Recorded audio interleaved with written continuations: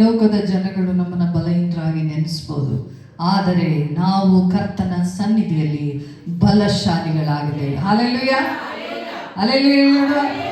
ನಾವು ಬಲಶಾಲಿಗಳು, ನಾವು ಬಲಹೀನರಲ್ಲ, ನಾವು ಬಲಶಾಲಿಗಳಾಗಿದ್ದೇವೆ. ನಾವು ನೋಡ್ತೇವೆ, ಯೇಸು ಸ್ವಾಮಿ ಸುವಾರ್ತೆಗಳನ್ನ ಸಾರುವಾಗಲೂ ಕೂಡ ಆತನನ್ನು ಅನೇಕ ಸ್ತ್ರೀಯರು ಕೂಡ ಹಿಂಬಾಲಿಸಿಕೊಂಡು ಆತನನ್ನು ಹೋಗುವುದನ್ನು ನಾವು ನೋಡ್ತೇವೆ. ಯೇಸು ಸ್ವಾಮಿ ಶಿಲುಬೆಗೆ ಹಾಕಲ್ಪಟ್ಟಾಗಲೂ ಕೂಡ ಆ ಶಿಲುಬೆ ಬಳಿಯಲ್ಲಿ ಅನೇಕ ಸ್ತ್ರೀಯರುಗಳಿದ್ದು ಕಣ್ಣೀರು ಹಾಕುವುದನ್ನು ನಾವು ನೋಡ್ತೇವೆ. ಹೌದಲ್ವಾ? ಎಂಥ ಭಾಗ್ಯ ಸ್ತ್ರೀಯರಿಗೆ ದೇವರು ಕೊಟ್ಟಿದ್ದಾನೆ. ಯೇಸು ಸ್ವಾಮಿ ಸತ್ತುಣಲ್ಪಟ್ಟು 3ನೇ ದಿವಸದಲ್ಲಿ ಎದ್ದು ಬಂದಾಗ ಆ ಸಮಾಧಿಗೆ ಓಡಿ ಹೋಗಿ ನೋಡಿದ್ದು ಯಾರು? ಸ್ತ್ರೀಯರೇ ಅಲ್ವಾ?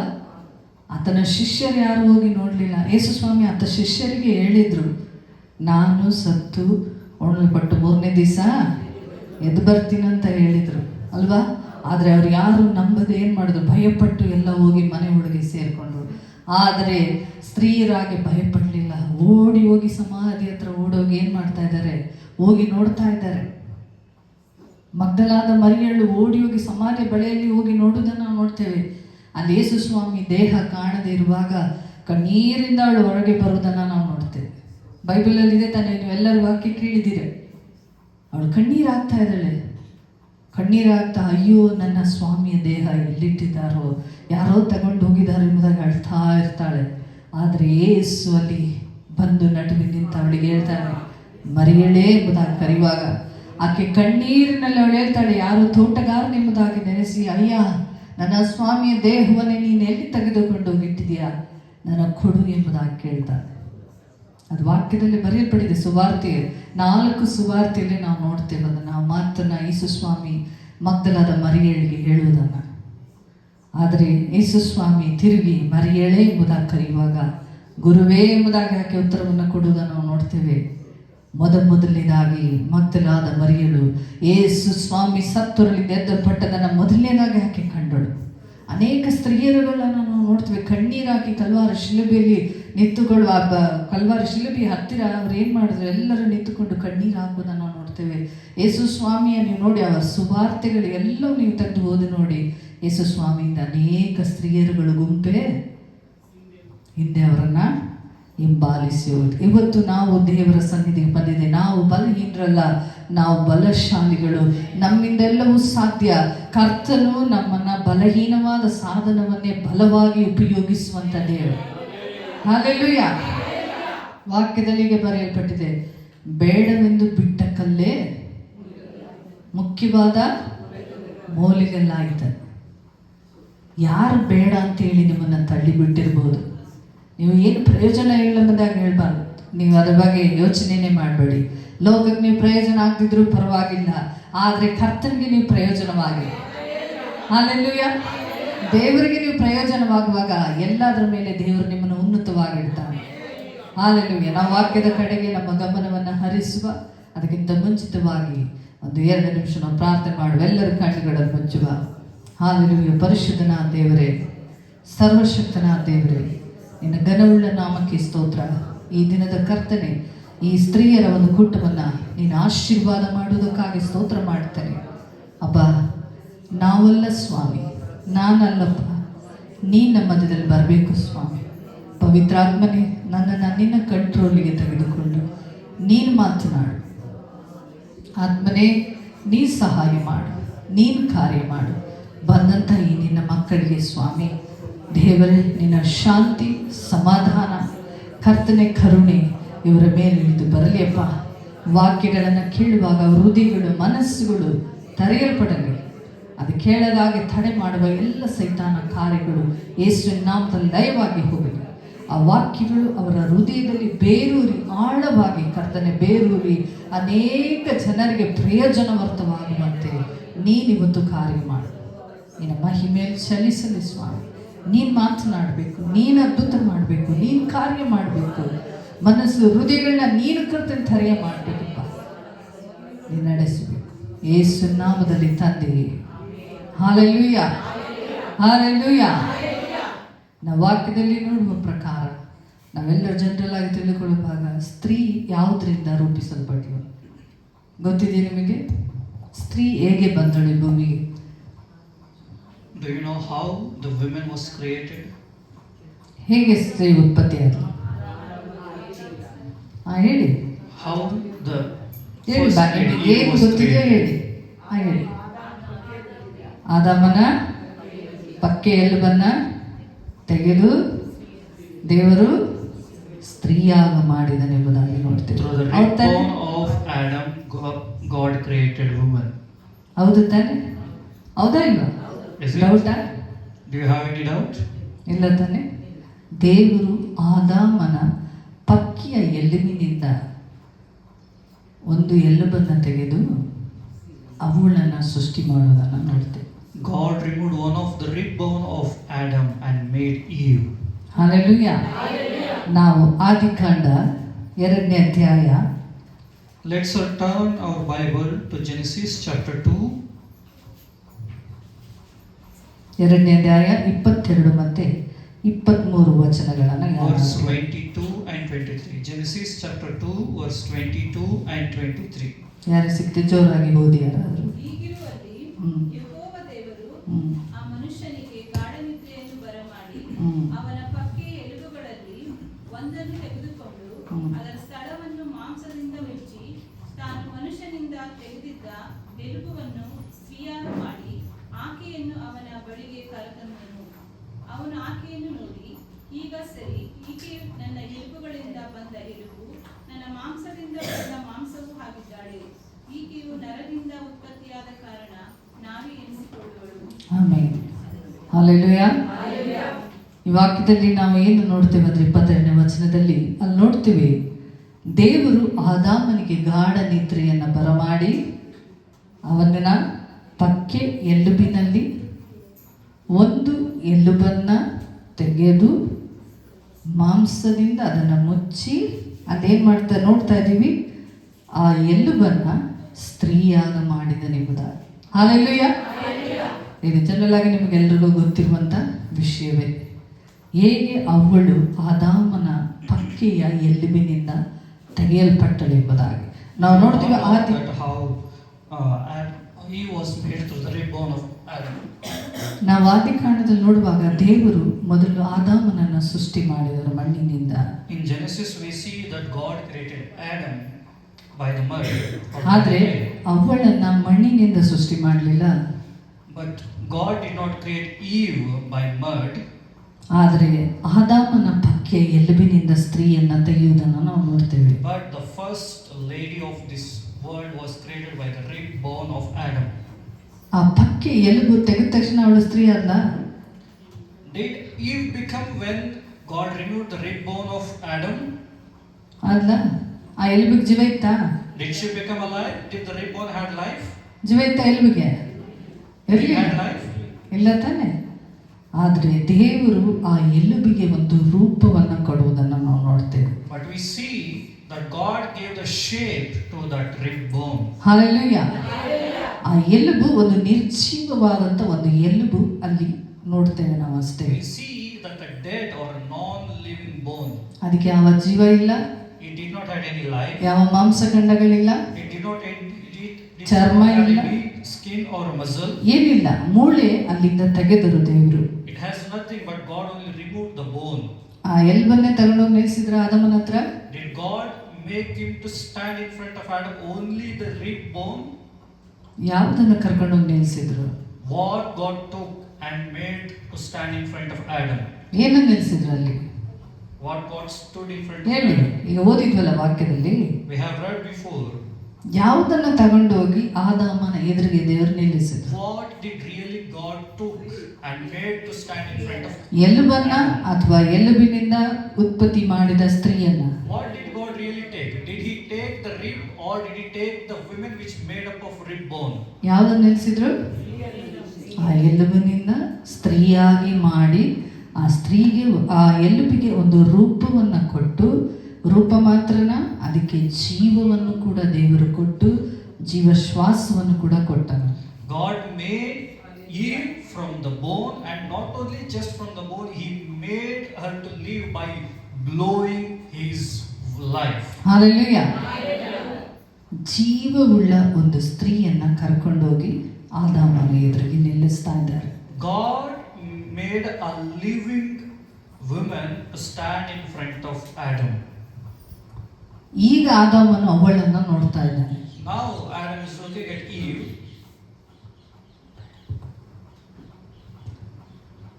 ಈಗ ಆದಾಮನು ಆ ಜೀವವುಳ್ಳ ಆ ಸ್ತ್ರೀಯನ್ನ ನೋಡುವಾಗ ಏನ್ ಹೇಳ್ತಾನೆ? ಈಗ ವಾಕ್ಯದಲ್ಲಿ ಏನ್ ಬರೆಯಲ್ಪಟ್ಟಿದೆ? 23ನೇ ವಚನದಲ್ಲಿ ನೋಡಿ.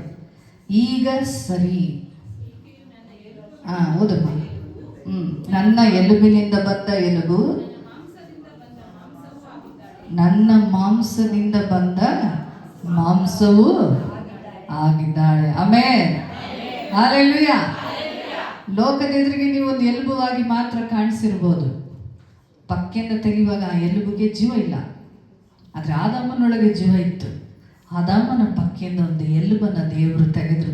ನಿರ್ಜೀವವಾಗಿತ್ತು ಆ ಜೀವ, ಆ ಎಲುಬಿಗೆ ಏನೂ ಇರಲಿಲ್ಲ. ಆದರೆ ದೇವರು ಆ ಎಲುಬಿಗೆ ಒಂದು ರೂಪವನ್ನು ಕೊಟ್ಟು, ಅದಕ್ಕೆ ಜೀವವನ್ನು ಕೊಟ್ಟು, ಜೀವಶ್ವಾಸವನ್ನು ಅವರೊಳಗೆ ಊದಿ ಆಕೆಯನ್ನು ಕರ್ಕೊಂಡೋಗಿ ಆದಾಮನ ಎದುರಿಗೆ ನಿಲ್ಲಿಸ್ತಾ ಇದ್ದಾರೆ. ಆದಾಮನು ನೋಡಿದ ತಕ್ಷಣ ಏನು ಹೇಳ್ದ? ಈಗ ಸರಿ ಅಲ್ವಾ? ಈಗ ಸರಿ, ಈಕೆ ನನ್ನ ಎಲುಬಿನಿಂದ ಬಂದ ಎಲುಬು, ನನ್ನ ಮಾಂಸದಿಂದ ಬಂದ ಮಾಂಸವಾಗಿದ್ದಾಳೆ. Hallelujah, hallelujah. ನೋಡಿ, ಏನು ಇಲ್ಲದ ಎಲುಬನ್ನೇ ದೇವರು ಒಂದು ಸೃಷ್ಟಿಯಾಗಿ ಮಾಡಿ ಅದಕ್ಕೆಲ್ಲ ಹೊದಿಕೆಗಳನ್ನ ಒದಿಸಿ, ಮಾಂಸದಿಂದ ಮುಚ್ಚಿ, ಚರ್ಮದಿಂದ ಮುಚ್ಚಿ ಅಲ್ವಾ, ಜೀವವನ್ನು ಕೊಟ್ಟು, ಬರೀ ಆಕೆಯನ್ನು ಸೃಷ್ಟಿ ಮಾಡಿ ಹಾಗೆ ನಿಲ್ಲಿಸಲಿಲ್ಲ, ಅವಳಿಗೆ ಜೀವವನ್ನು ಕೂಡ ಕೊಟ್ಟರು ಅಲ್ವಾ.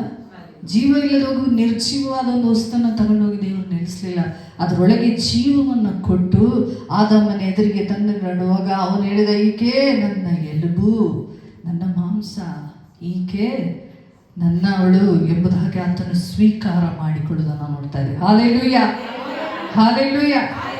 ಇವತ್ತು ನಾನು ನೀನು ಕೂಡ ಹಾಗೇನೆ ದೇವರ ಬಳಿಗೆ ನಾವು ಏನು ಇಲ್ಲದವರಾಗಿ, ಬರಿಗೈಯಲ್ಲಿ ಏನು ಇಲ್ಲದೆ ಈ ಲೋಕದಲ್ಲಿ ಎಲ್ಲರಿಂದ ತಳ್ಳಲ್ಪಟ್ಟವರಾಗಿ, ಯಾವುದಕ್ಕೂ ಪ್ರಯೋಜನವಿಲ್ಲದವರಾಗಿ ನಾವು ಬಂದಿರಬಹುದು. ಆದರೆ ಕರ್ತನು ನಿಮ್ಮನ್ನು ತಳ್ಳಿಬಿಟ್ಟನಾ? ಇಲ್ಲ ತಾನೆ. ಈಗ ಆದಾಮನ ಹೇಳ್ತಾನೆ, ಈಕೆ ನನ್ನ ಮಾಂಸ, ಈಕೆ ನನ್ನ ಶರೀರ. ಇದಕ್ಕೆ ಸೂಚನೆಯಾದದನ್ನು ನಾವು ಯಾವಾಗಲೂ ಪ್ರತಿ ತಿಂಗಳು ನಾವು ಒಂದು ಮಾತನ್ನು ದೇವರ ಸೇವಕರು ಹೇಳುವಾಗ ನಾವು ಕೇಳ್ತಾ ಇರ್ತೀವಿ. ಯಾವುದು ನಿಮಗೆ ನೆನಪಿದೆಯಾ? ಯಾವುದದು ನೆನಪಿದೆಯಾ? ಇದಕ್ಕೆ ಆದಂಥ ಒಂದು ಸಾದೃಶ್ಯವಾದಂಥ ಒಂದು ವಚನಗಳು ಇದೆ. ಪ್ರತಿ ತಿಂಗಳು ಮೊದಲನೇ ವಾರದಲ್ಲಿ ನಾವು ಅದನ್ನು ಕೇಳ್ತಾನೂ ಇರ್ತೀವಿ, ನೋಡ್ತಾನೂ ಇರ್ತೀವಿ, ಅದನ್ನು ತಗೊಳ್ತೀವಿ. ಏನದು? ಕರ್ತನ ಮೇಜು ಅಲ್ವಾ. ಪ್ರತಿ ತಿಂಗಳ ಮೊದಲನೇ ವಾರದಲ್ಲಿ ನಾವು ಕರ್ತನ ಭೋಜನದಲ್ಲಿ ಭಾಗಿಯಾಗುವಾಗ ಒಂದು ವಾಕ್ಯವನ್ನು ನಾವು ಓದ್ತೀವಿ. ಏನು? ಇದು ನನ್ನ ದೇಹ, ನನ್ನ ನೆನೆಸಿಕೊಳ್ಳುವುದಕ್ಕೆ ಹೀಗೆ ಮಾಡಿ, ಇದು ನನ್ನ ರಕ್ತ, ಬಹು ಜನಗಳ ಪಾಪವನ್ನ ತೊಳೆಯುವಂತ ಈ ರಕ್ತ, ಅದಕ್ಕೆ ಸೂಚನೆಯಾದ ಈ ದ್ರಾಕ್ಷ ರಸವು, ಈ ರೊಟ್ಟಿಯನ್ನ ನೀವು ಭಜಿಸಿರಿ ಎಂಬುದಾಗಿ. ಹಾಲೆಲೂಯಾ. ನೋಡಿದ್ರ ಅಲ್ಲಿ ಸ್ವಾಮಿ ಅವಳನ್ನ ಮಾಂಸ ಮತ್ತೆ ಎಲುಬುಗಳಿಂದ ಮುಚ್ಚಿ ರಕ್ತ ಅವಳೊಳಗೆ ಹರಿಯುವಂತೆ ಮಾಡಿ ಆಕೆಗೊಂದು ಜೀವನ ಕೊಟ್ಟು ಆದಾಮನ ಹತ್ರ ಆಕೆಯನ್ನು ತೆಗೆದುಕೊಂಡು ಹೋಗುವುದನ್ನು ನಾವು ನೋಡ್ತೇವೆ ಪ್ರಿಯರೇ. ಹಾಲೆಲೂಯಾ. ನೀವೆಲ್ಲರೂ ಕೂಡ ಹಿಂದಿನ ಕಾಲದಲ್ಲಿ ಕ್ರಿಸ್ತನನ್ನ ಅರಿಯದವರಾಗಿದ್ದರು ಅಲ್ವಾ.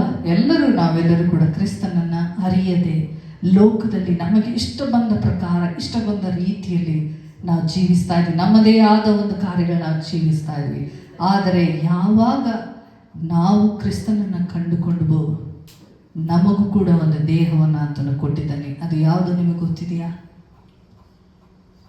ಈ ಉತ್ಪತ್ತಿಯಾದ ಈ ದೇಹ ಅಲ್ಲ. ದೇವರು ಕ್ರಿಸ್ತನನ್ನು ಕಂಡುಕೊಳ್ಳುವಾಗ ನಮಗಾಗಿ ಒಂದು ದೇಹವನ್ನು ದೇವರು ಕೊಟ್ಟಿದ್ದಾರೆ. ಯಾವುದದು ನಿಮ್ಗೆ ಗೊತ್ತಿದೆಯಾ? ಯಾರಿಗಾದ್ರೂ ಗೊತ್ತಿದೆಯಾ? ಏನದು ಗೊತ್ತಿದೆಯಾ?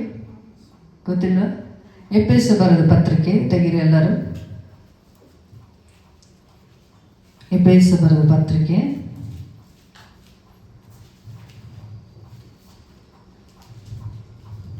ತೆಗೆದ್ರ 1ನೇ ಅಧ್ಯಾಯ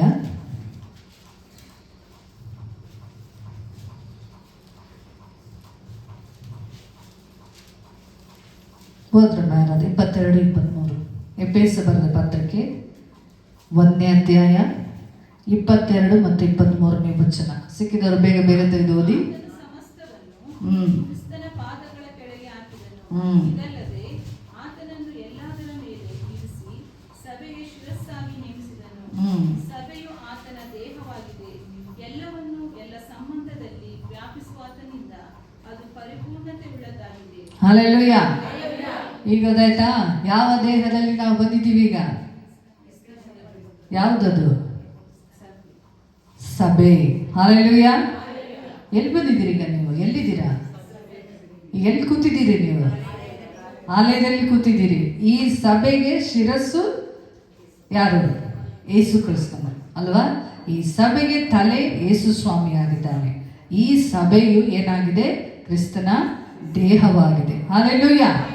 ಆಮೆನ್. ಈಗ ನಾವು ನೋಡ್ತೀವಿ, ಆದಾಮನ ಹತ್ರ ಅವಳು ಹೋದ್ಲು, ಆಕೆ ಪಕ್ಕಿಂದ ತೆಗೆಯಲ್ಪಟ್ಟವಳು. ಇಲ್ಲಿ ನಾವು ಏನು ಮಾಡ್ತೀವಿ? ಭೂಲೋಕದಲ್ಲಿ ನಾವು ಪಾಪಿಗಳಾಗಿ ನಮಗೆ ಗೊತ್ತಿಲ್ಲದ ರೀತಿಯಲ್ಲಿ ಪಾಪಗಳು ಮಾಡಿಕೊಂಡು ನಾವು ಜೀವಿಸ್ತಾ ಇದ್ದಂಥ ನಮ್ಮನ್ನು ಕ್ರಿಸ್ತನ್ ಏನು ಮಾಡಿದನು? ಆ ಲೋಕದಿಂದ ನಮ್ಮನ್ನು ಬೇರ್ಪಡಿಸಿ ನಮ್ಮನ್ನು ತೆಗೆದೀಗ ನಾವು ಎಲ್ಲಿಗೆ ಬಂದು ಸೇರ್ತಾ ಇದ್ದೀವಿ? ಎಲ್ಲಿ ಸೇರ್ತಾ ಇದ್ದೀವಿ? ಕ್ರಿಸ್ತನೆಂಬ ಈ ದೇಹಕ್ಕೆ, ಸಭೆ ಎಂಬ ಈ ದೇಹದೊಳಗೆ ನಾವು ಬಂದು ಸೇರಿದ್ವಿ. ಹಲ್ಲೆಲೂಯಾ. ಹೌದಾ ಇಲ್ಲ? ಇದು ಏನಾಗಿದೆ ಅಂತೆ? ಸಭೆ ಕ್ರಿಸ್ತನ ದೇಹವಾಗಿದೆ. ನಾವೆಲ್ಲರೂ ಕೂಡ ಆ ಸಭೆಗೆ ಅಂಗಗಳಾಗಿದ್ದೇವೆ. ಕ್ರಿಸ್ತನು ಈ ದೇಹಕ್ಕೆ, ಈ ಸಭೆಗೆ ಆತನೇ ಶಿರಸ್ಸಾಗಿದ್ದಾನೆ. ಹಲ್ಲೆಲೂಯಾ. ಈಗ ಆದಾಮನ ಹತ್ರ ದೇವರು ಅವಳನ್ನು ಕರ್ಕೊಂಡೋಗಿ ನಿಲ್ಲಿಸಿದ್ರು. ಈಗ ನಿಮ್ಮನ್ನ ಯಾರು ಕರ್ಕೊಂಡೋಗಿ ನಿಲ್ಲಿಸ್ತಾರೆ? ಯಾರು? ಈಗ ಸಭೆ ಎಂಬ ದೇಹಕ್ಕೆ ನೀವು ಬಂದಾಯ್ತು ಅಲ್ವಾ? ಈಗ ನಾವು ಕೂಡ ಒಬ್ಬರ ಮುಂದೆ ಹೋಗಿ ನಿಲ್ಲಬೇಕು. ನಾವೆಲ್ಲರೂ ಕೂಡ ಅಲ್ಲಿ ನಿಲ್ಲಿಸುವರು. ಯಾರು ನಮ್ಮನ್ನ? ಯಾರು ನಿಲ್ಲಿಸೋರು? ದೇವರ ಸೇವಕರು. ಹೌದಾ ಇಲ್ಲ? ದೇವರ ವಾಕ್ಯದಲ್ಲಿ ಏನು ಹೇಳಿದೆ?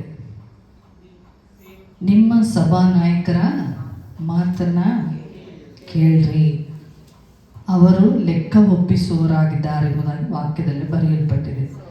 ಈಗ ನೀವೇನೂ ಇಲ್ಲದಂಥ ಒಂದು ಎಲುಬು, ಯಾವುದೂ ಇಲ್ಲದಂಥ, ಜೀವನೇ ಇಲ್ಲದಂಥ ಎಲುಬು ಲೋಕದಿಂದ ನಿಮ್ಮನ್ನು ತೆಗೆದು ದೇವರ ಸೇವಕನು ನಿಮ್ಮನ್ನು ಏನು ಮಾಡ್ತಾ ಇದ್ದಾರೆ? ಇಲ್ಲಿ ಸಭೆಯಲ್ಲಿ ರೂಪುಗೊಳಿಸ್ತಾ ಇದ್ದಾರೆ. ನಿಮ್ಮನ್ನು ಸಿದ್ಧ ಮಾಡ್ತಾ ಇದ್ದಾರೆ. ನಿಮ್ಮನ್ನು ಕರ್ತನಿಗಾಗಿ ಸಿದ್ಧ ಮಾಡ್ತಾ ಇದ್ದಾರೆ.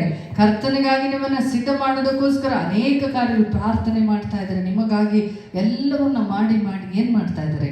ನಿಮ್ಮನ್ನೊಂದು ರೂಪಾಂತರ ಮಾಡಿ, ಏನು ರೂಪಾಂತರಗೊಳಿಸುವುದು ನಮ್ಮನ್ನು ದೇವರೇ.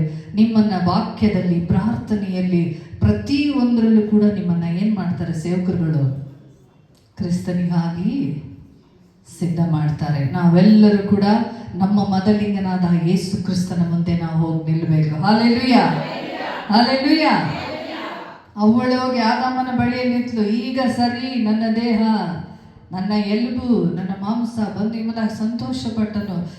ನನ್ನನ್ನು ನೋಡುವಾಗ ಯೇಸು ಸ್ವಾಮಿ, ಓ ಇದು ನನ್ನ ಮಗಳು, ಈಕೆ ನನ್ನ ಮಗನು, ಇದು ನನ್ನ ಆತ್ಮ, ನಾನು ಆರಿಸಿಕೊಂಡಂತ ನನ್ನ ಆತ್ಮ, ನನ್ನ ಮಗಳು ಎಂಬುದಾಗಿ ಕ್ರಿಸ್ತನು ನಮ್ಮನ್ನು ನೋಡಿ ಮೆಚ್ಚಿಕೊಳ್ಳಬೇಕು ಪ್ರಿಯರೇ. ಹಲ್ಲೆಲೂಯಾ. ಅವಳಿಗೆ ಮೊದಲಿಂಗನು ಆದಾಮನು, ಆದರೆ ನನಗೆ ನಿನಗೆ ಮೊದಲಿಂಗನು ಯಾರು? ಯೇಸು ಕ್ರಿಸ್ತನು. ಹಲ್ಲೆಲೂಯಾ. ಸಭೆ ಎಂಬ ಮೊದಲ ಗಿತ್ತಿಗೆ ಮೊದಲಿಂಗನು ಯಾರು? ಯೇಸು ಕ್ರಿಸ್ತನು. ಆತನ ಮುಂದೆ ನೀನು ಹೋಗಿ ನಿಲ್ಲಬೇಕಾದರೆ ನಿನ್ನನ್ನು ಮೊದಲು ನೀನು ಶೃಂಗರಿಸಿಕೊಳ್ಳಬೇಕು. ಆದಾಮನಿಗೆ ಗೊತ್ತಿಲ್ಲ ಅವಳನ್ನ ಯಾವ ರೀತಿ ದೇವರು ಸೃಷ್ಟಿಸಿದ್ರು ಎಂಬುದಾಗಿ. ಆದಾಮ ನೋಡಿದ್ನ? ಇಲ್ಲ. ಆಕೆ ಅವನಿಗೆ ಗಾಢ ನಿದ್ರೆ ಬರಮಾಡಿದ್ರು ಎಂಬುದಾಗಿ ನಾವು ವಾಕ್ಯದಲ್ಲಿ ನೋಡ್ತೇವೆ.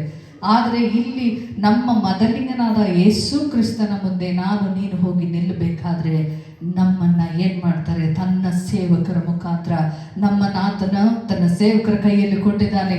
ನಾವು ಕ್ರಿಸ್ತನ ಮುಂದೆ ಹೋಗಿ ನಿಲ್ಲಬೇಕಾದ್ರೆ ಪ್ರತಿಯೊಬ್ಬರ, ನಿಮ್ಮೆಲ್ಲರ ಆತ್ಮಗಳ ಲೆಕ್ಕವನ್ನು ದೇವರ ಸೇವಕರು ಕರ್ತನಿಗೆ ಒಂದು ದಿವಸ ಯೇಸು ಸ್ವಾಮಿ ಬರುವಾಗ ಕೊಡಬೇಕು.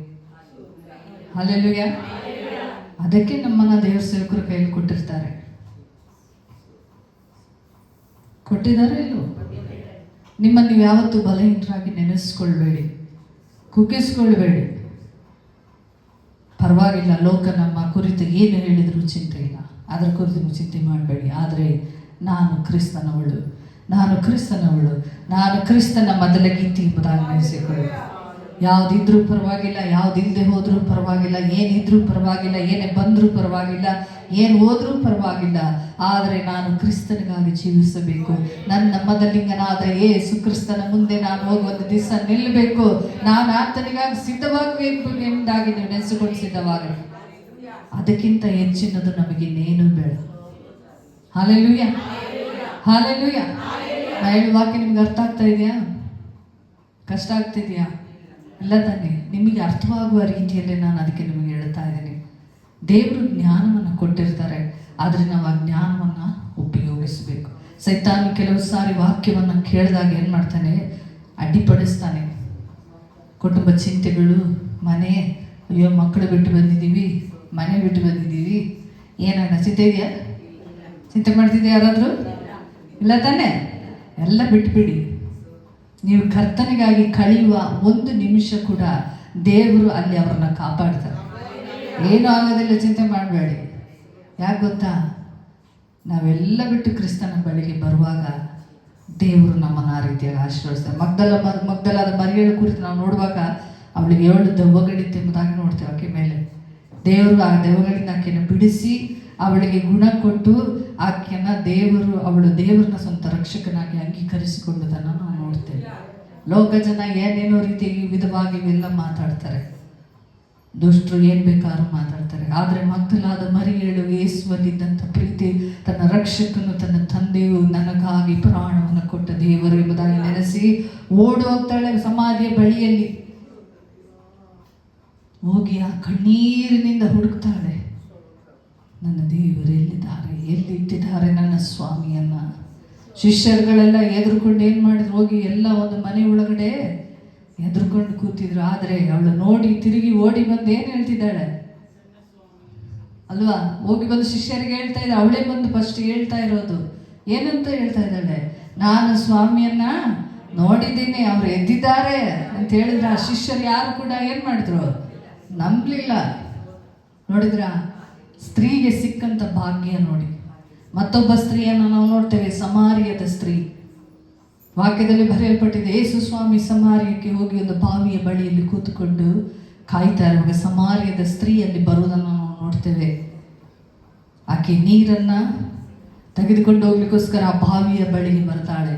ಯೇಸು ಸ್ವಾಮಿ ಕೇಳಿದ್ರು, ಅಮ್ಮ ನನಗೆ ನೀರನ್ನು ಕೊಡು. ಅವಳು ಕೇಳ್ತಾನೆ, ನೀನು ಯಾರು? ನಾನು ಕೊಡುವ ನೀರನ್ನು ನೀನು ಕುಡಿದ್ರೆ ಏನು ಹೇಳಿದ್ರು? ಜೀವ ಅಲ್ವಾ? ನಾನು ಕೊಡುವ ನೀರು ಅದು ಜೀವವುಳ್ಳದ. ಆ ನೀರನ್ನು ಕುಡಿಯುವನಿಗೆ ಎಂದಿಗೂ ನೀರಡಿಕೆ ಆಗುವುದೇ ಎಂಬುದಾಗಿ ಹೇಳಿದ್ರು. ಆಗ ಅವಳು ಹೇಳಿದ್ರು, ಸ್ವಾಮಿ ಹಾಗಾದರೆ ನಾನು ಇಷ್ಟು ದೂರ ಕಷ್ಟಪಟ್ಟು ಒಂದು ನೀರನ್ನು ಏನು ಬಾವಿಯಿಂದ ಹಗ್ಗದಿಂದ ಹಾಕಿ ಅದು ಎಳೆದುಕೊಂಡು ಹೋಗುವಂಥ ಕಷ್ಟನೇ ಇಲ್ಲ ಸ್ವಾಮಿ, ನನಗದನ್ನು ಕೊಡು ಅಂತ ಹೇಳು ಅಲ್ವಾ? ಕೇಳಿದ್ರು ತಾನೆ? ಆ ಸಮಾರ್ಯ ಸ್ತ್ರೀ ನೋಡಿ, ಆಕೆ ಒಂದು ಕೆಟ್ಟ ಕಾರ್ಯಗಳಲ್ಲಿದ್ದು ಜನ ಇಲ್ಲ ಆಕೆಯನ್ನು ತಳ್ಳಿಬಿಟ್ಟು ಆಕೆ ಸಪ್ರೇಟ್ ಆಗಿದ್ಲು. ಯಾರು ಕೂಡ ಅವಳನ್ನು ಇಷ್ಟಪಡ್ತಿರ್ಲಿಲ್ಲ. ಅಲ್ಲಿರುವಂಥ ಸಮಾರ್ಯದ ಜನಗಳು ಅವಳನ್ನು ಒಂದು ರೀತಿಯಾಗಿಯೇ ನೋಡ್ತಾ ಇದ್ರು. ಆದರೆ ಯೇಸು ಸ್ವಾಮಿ ಅವಳ ಬಳಿಯಲ್ಲೇ ಮಾತಾಡೋದನ್ನು ನಾವು ನೋಡ್ತೇವೆ. ಅವಳ ಕುರಿತು, ಅವಳ ವಿಷಯ, ಅವಳು ಏನೇನು ಮಾಡ್ತಿದ್ದಾಳೋ ಎಲ್ಲವನ್ನ ಸ್ವಾಮಿ ಹೇಳುವಾಗ ಅವಳಿಗೆ ಆಶ್ಚರ್ಯ ಆಯಿತು. ಯಾರು ನನ್ನ ಕುರಿತು ನನ್ನ ಜೀವನದ ಚರಿತ್ರೆ, ನನ್ನ ಹಿಂದಿನ ಕಾರ್ಯಗಳೆಲ್ಲ ಹೇಳ್ತಾ ಇದ್ದಾನಲ್ಲ ಅಲ್ವಾ? ಅವಳು ಕೊಡವನ್ನು ಅಲ್ಲೇ ಬಿಟ್ಟು ಓಡಿ ಹೋಗ್ತಾಳೆ ಜನಗಳ ಬಳಿಯಲ್ಲಿ. ಓಡಿ ಹೋಗಿ ನಾನೊಬ್ಬನನ್ನು ಕಂಡಿದ್ದೇನೆ, ನಾನು ಇದುವರೆಗೆ ಏನೆಲ್ಲ ಮಾಡಿದ್ನೋ, ಏನೆಲ್ಲ ನಡೆತೋ ಅವೆಲ್ಲವನ್ನ ಇದ್ದದಿದ್ದಾಗೆ ಹೇಳ್ತಾ ಇದ್ದಾನೆ. ಓಡಿ ಹೋಗಿ ಯೇಸುವಿನ ಕುರಿತು, ಯೇಸುವಿನ ಸುವಾರ್ತೆನಲ್ಲಿ ಹೇಳೋದನ್ನು ನೋಡ್ತೇವೆ ಪ್ರಿಯರೇ. ನೋಡಿ, ಸ್ತ್ರೀಯರು ಸುಮ್ಮನೆ ನಾವೇನೋ ಬಲೆಯನ್ನು ನೆನೆಸ್ಕೋಬೇಡ್ರಿ. ನೋಡಿ, ಆಕೆ ಮುಖಾಂತರ ಓಡಿ ಹೋಗಿ ಅಲ್ಲಿರುವ ಜನಗಳೇ ತಿಳಿಸಿ ಜನಗಳೆಲ್ಲ ಊರು ಜನಗಳು ಬರುವುದನ್ನು ನಾವು ನೋಡ್ತೇವೆ. ಆಕೆ ಮುಖಾಂತರ ದೇವರು ನೋಡಿದ ಅನೇಕ ಜನಗಳನ್ನ ಕರ್ಕೊಂಡು ಬರೋದನ್ನು ನೋಡ್ತೇವೆ. ಅಲ್ಲಿ ಸುವಾರ್ತೆ ಅನೇಕ ಅದ್ಭುತಗಳನ್ನ ದೇವರು ಮಾಡಿದರು. ಜನಗಳು ಯೇಸು ಸ್ವಾಮಿಯನ್ನು ಸ್ವಂತ ರಕ್ಷಕ ಅಂಗೀಕರಿಸಿಕೊಂಡು ಅನೇಕ ಕಾರ್ಯಗಳನ್ನ ನೋಡ್ತೇವೆ. ಸಮಾರ್ಯದಲ್ಲಿ ಸ್ವಾಮಿ ಇದ್ದು ಮಾಡಿದ ಕೊನೆಗೆ ಅವ್ರು ಏನು ಹೇಳಿದ್ರು ಗೊತ್ತಾ? ನೀನು ಹೇಳಿದ್ದು ನಾವು ನಂಬೋದಲ್ಲ, ನಿಜವಾಗ್ಲೂ ನಾವು ನೋಡಿದ್ದೀವಿ ಇಲ್ಲಿ ಎಂಬುದಾಗಿ ಹೇಳಿದ್ರು. ನೋಡಿದ್ರಾ, ಯಾವುದಕ್ಕೂ ಬೇಡವಾದ ಒಂದಂತ ಆಕೆನ ಒಂದು ರೀತಿಯಾಗಿ ಕೆಟ್ಟ ದೃಷ್ಟಿಯಲ್ಲಿ ನೋಡ್ತಾ ಇದ್ದಂಥ ಆ ಸ್ತ್ರೀಯನ್ನೇ ದೇವರು ಆರಿಸಿಕೊಂಡು ಸಾಧನವಾಗಿ. ಹಲ್ಲೆಲೂಯ. ಮಗ್ದಲಾದ ಮರಿಯಳು ಕೂಡ ವ್ಯಭಿಚಾರದಲ್ಲಿದ್ದವಳು, ದೆವ್ವಗಳಿಡಿದಂಥವಳು. ಅವಳನ್ನು ಕೂಡ ಯಾರು ಇಷ್ಟಪಡಲಿಲ್ಲ, ಮಗ್ದಲಾದ ಮರಿಯಳನ್ನ. ಆಕೆ ಒಂದು ದಿವಸ ಯೇಸು ಸ್ವಾಮಿಯ ಕುರಿತು, ಯೇಸು ಸ್ವಾಮಿಯ ಸುವಾರ್ತೆಯ ಕುರಿತು, ಅದ್ಭುತಗಳನ್ನ ಕುರಿತು, ಆತನು ಮಾಡ್ತಿರುವ ಕಾರ್ಯಗಳನ್ನ ಕುರಿತು, ಸತ್ತವರಿಂದ ಎಬ್ಬಿಸಿರುವುದು ಎಲ್ಲವನ್ನ ಆಕೆ ಕೇಳಿದಳು. ಒಂದು ದಿವಸ ಓಡಿ ಬಂದು ಯೇಸು ಸ್ವಾಮಿಯ ಪಾದದ ಬಳಿಗೆ ಓಡಿ ಬಂದು ಕಣ್ಣೀರಿನಿಂದ ಆತನ ಪಾದಗಳನ್ನು ಒರೆಸುವುದನ್ನು, ತೊಳೆಯುವುದನ್ನು, ತನ್ನ ತಲೆಗೂದಲಿಂದ ಒರೆಸುವುದನ್ನು ನಾವು ನೋಡ್ತೇವೆ ಪ್ರಿಯರೇ. ಹಲ್ಲೆಲೂಯ. ಯಾವುದಕ್ಕೂ ಬೇಡವಾದ ಹೀನ ಸ್ಥಿತಿಯಲ್ಲಿದ್ದಂಥ ಮಗ್ದಲಾದ ಮರಿಯಳನ್ನ ದೇವರು ಆರಿಸಿಕೊಂಡು ಸಮಾರ್ಯದ ಸ್ತ್ರೀಯನ್ನು ನಾವು ನೋಡ್ತೇವೆ. ಹಲ್ಲೆಲೂಯ. ಯೇಸುವಿನ ತಾಯಿಯನ್ನು ಕೂಡ ನೀವು ನೋಡಿ, ಮರಿಯಳು ಕೂಡ ಆವತ್ತು ಆ ದಿನದಲ್ಲಿ ಎಷ್ಟೋ ಕನ್ಯರಿದ್ರು ಅಲ್ವಾ? ಇದರಲ್ಲಿ ಯೆರೂಸಲೇಮಲ್ಲಿ ಎಷ್ಟೋ ಜನ ಕನ್ಯರು ಕಾಯ್ತಾ ಇದ್ರು. ಆದರೆ ದೇವರು ಮರಿಯಳ ಗರ್ಭದಲ್ಲಿ ಜನಿಸಿ ಬರೋದು ನೋಡಿದೆ.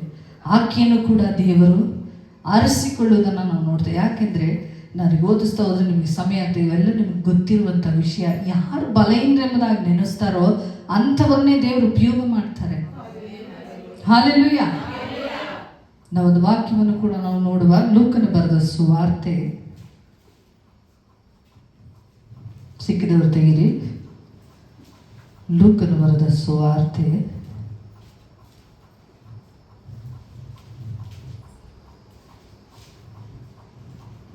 ಸಿಕ್ತಾ? 23ನೇ ಅಧ್ಯಾಯ 28 ವಚನ. ಯೆರೂಸಲೇಮಿನ ಸ್ತ್ರೀಯರೇ ಅಂತಿದ್ರು ನೋಡಿ, ಅಲ್ಲಿಂದ ಹೋದ್ರೆ ಯಾರು? ಯೆರೂಸಲೇಮಿನ ಸ್ತ್ರೀಯರೇ, ನನಗೋಸ್ಕರ ಅಳಬೇಡಿರಿ, ನಿಮಗೋಸ್ಕರವೂ ನಿಮ್ಮ ಮಕ್ಕಳಿಗೋಸ್ಕರವೂ ಅಳಿರಿ. ಯಾಕೆಂದರೆ ಬಂಜೆಯರು, ಬಸುರಾಗಿದವರು, ಮೊಲೆ ಕುಡಿಸಿದವರು ಧನ್ಯರು ಎಂದು ಜನರು ಹೇಳುವ ದಿವಸಗಳು ಬರುತ್ತವೆ. ಸಾಕಮ್ಮ. ಇಲ್ಲಿ ನಾವು ನೋಡ್ತೇವೆ ಯೇಸು ಸ್ವಾಮಿ ಯಾಕೆ ಈ ಮಾತನ್ನು ಹೇಳಿದ್ರು ಗೊತ್ತಾ? ಗೊತ್ತಿದೆಯಾ? ಅಲ್ಲಿ ವಾಕ್ಯದಲ್ಲಿ ಏನು ಬರೆಯಲ್ಪಟ್ಟಿದೆ? ಯೇಸು ಸ್ವಾಮಿ ಎಲ್ಲೆಲ್ಲಿ ಸುವಾರ್ತೆ ಸಾರಲ್ಪಡ್ತಾ ಇದ್ರು, ಎಲ್ಲೆಲ್ಲಿ ಯಾವ ಊರುಗಳಿಗೆ ಹೋಗ್ತಾ ಇದ್ರು, ಅಲ್ಲೆಲ್ಲರೂ ಕೂಡ ಯೇಸು ಸ್ವಾಮಿಯನ್ನು ಏನು ಮಾಡ್ತಾ ಇದ್ರು? ಹೆಚ್ಚಾಗಿ ಸ್ತ್ರೀಯರ ಗುಂಪೆ ಅವರನ್ನ ಹಿಂಬಾಲಿಸಿಕೊಂಡು ಹೋಗೋದನ್ನು ನೋಡ್ತೇವೆ. ನೀವು ಸುವಾರ್ತೆನ ಮತ್ತಾಯ, ಮಾರ್ಕ, ಲೂಕ, ಯೋಹಾನ, ಈ 4 ಸುವಾರ್ತೆಗಳು ನೀವು ಮನೇಲಿ ಹೋಗಿ ಅದನ್ನು ಓದ್ಕೊಳ್ಳಿ. ಇಲ್ಲಿ ಕೇಳಿಸಿ, ನಾನು ಹೇಳುವಾಗ ನನ್ನನ್ನು ನೀವು ಗಮನವಿಟ್ಟು ಕೇಳ್ತಾ ಇರಿ. ನೀವು ಮನೇಲಿ ಹೋಗಿ ಆ ವಾಕ್ಯಗಳನ್ನ ನೀವು ಅದನ್ನು ನೋಟ್ ಮಾಡಿಟ್ಕೊಳ್ಳಿ, ಮನೇಲಿ ಹೋಗಿ ಓದಿ. ನೀವು ಅಲ್ಲಿ ಸ್ವಾಮಿ ಹೇಳುದ ನೋಡ್ದೆ, ಯೆರೂಸಲೇಮಿನ ಸ್ತ್ರೀಯರೇ, ನನಗೋಸ್ಕರ ಅಳಬೇಡ್ರಿ, ನಿಮಗೋಸ್ಕರವೂ ನಿಮ್ಮ ಮಕ್ಕಳಿಗೋಸ್ಕರ ಅಳಿರಿ. ಯಾಕೆ ಸ್ವಾಮಿಯ ಮಾತನ್ನು ಹೇಳಿದ್ರು? ಯಾಕೆ ಹೇಳಿದ್ರು? ಯೇಸು ಸ್ವಾಮಿ ಯಾಕೆ ಹೇಳಿದ್ರು? ಹೇಳಿ ಕೂಡ ಒಂದು ಕಾರಣ ಇದೆಯಲ್ಲ. ಅನೇಕ ಸ್ತ್ರೀಯರು ಯೇಸು ಸ್ವಾಮಿ ಶಿಲುಬೆನ ಹೊತ್ತುಕೊಂಡು ಹೋಗುವಾಗ ಆತನ ಹಿಂದೆ ಹೋಗ್ತಾ ಇದ್ರು. ಸುಮಾರು ಜನ ಸ್ತ್ರೀಯರು ಹೋಗುವುದನ್ನು ನಾವು ನೋಡ್ತೇವೆ. ವಾಕ್ಯದಲ್ಲಿ ಬರೆಯಲ್ಪಟ್ಟಿದೆ. ಸ್ತ್ರೀಯರೆಲ್ಲ ನೋಡಿ ಯೇಸು ಸ್ವಾಮಿ ಶಿಲುಬೆ ಹೊತ್ತುಕೊಂಡು ಆ ಮೈಯಲ್ಲಿರುವಂಥ ಗಾಯಗಳು, ಮುಳ್ಳಿನ ಕಿರೀಟ, ರಕ್ತ ಸೋರ್ತಾ ನೋಡಿ ಕಣ್ಣೀರಿಂದ ಅಳ್ತಾ ಇದ್ದಾರೆ ನೋಡಿ ಯೇಸುವನ್ನು. ಆದರೆ ಯೇಸು ತಿರುಗಿ ಹಿಂದುಗಡೆ ನೋಡಿ ಹೇಳಿದ್ರು, ಯೆರೂಸಲೇಮಿನ ಸ್ತ್ರೀಯರೇ, ನನಗೋಸ್ಕರ ಅಳಬೇಡ್ರಿ, ನಿಮಗೋಸ್ಕರವೂ ನಿಮ್ಮ ಮಕ್ಕಳಿಗೋಸ್ಕರ ಅಳ್ರಿ ಎಂಬುದಾಗಿ. ಆ ಮಾತು ಯಾಕೆ ಹೇಳಿದ್ರಂತ ನಿಮಗೆ ಗೊತ್ತಿದೆಯಾ? ಯಾರಿಗಾದ್ರೂ ಅದು ನೆನಪಿದ್ರೆ ಹೇಳಿ ನೋಡೋಣ. ಯಾಕೆ ಈ ಮಾತನ್ನು ಹೇಳಿದ್ರಂತ ಯಾರಿಗೆ ನೆನಪಿದೆ? ನೆನಪಿದೆಯಾ? ಈ ಮಾತು ಸ್ವಾಮಿ ಯಾಕೆ ಅವ್ರಿಗೆ ಹೇಳಿರ್ಬೋದು? ಮತ್ತಾಯನ ಬರೆದ ಸುವಾರ್ತೆ 27ನೇ ಅಧ್ಯಾಯ 25ನೇ ವಚನ ಯಾರಾದರೂ ಓದಿ. ಮತ್ತಾಯನ ಬರೆದ ಸುವಾರ್ತೆ 27ನೇ ಅಧ್ಯಾಯ 25ನೇ ವಚನ. ಅವನನ್ನು ಕೊಲ್ಲಿಸುವುದಕ್ಕೆ ನಾವು ನಮ್ಮ ಮಕ್ಕಳು ಉತ್ತರ ಕೊಡುತ್ತೇವೆ. ಏನಂದೆ? ಇನ್ನೊಂದ್ಸರಿ ಓದು. ಅವನನ್ನು ಕೊಲ್ಲಿಸುವುದಕ್ಕೆ ನಾವು ನಮ್ಮ ಮಕ್ಕಳು. ಮೇಲೆ ಓದಮ್ಮ. ಈ ಪುರುಷನನ್ನು ಅಂತಿದೆ ನೋಡು, ಅಲ್ಲಿಂದ ಓದು. ಈ ಪುರುಷನನ್ನು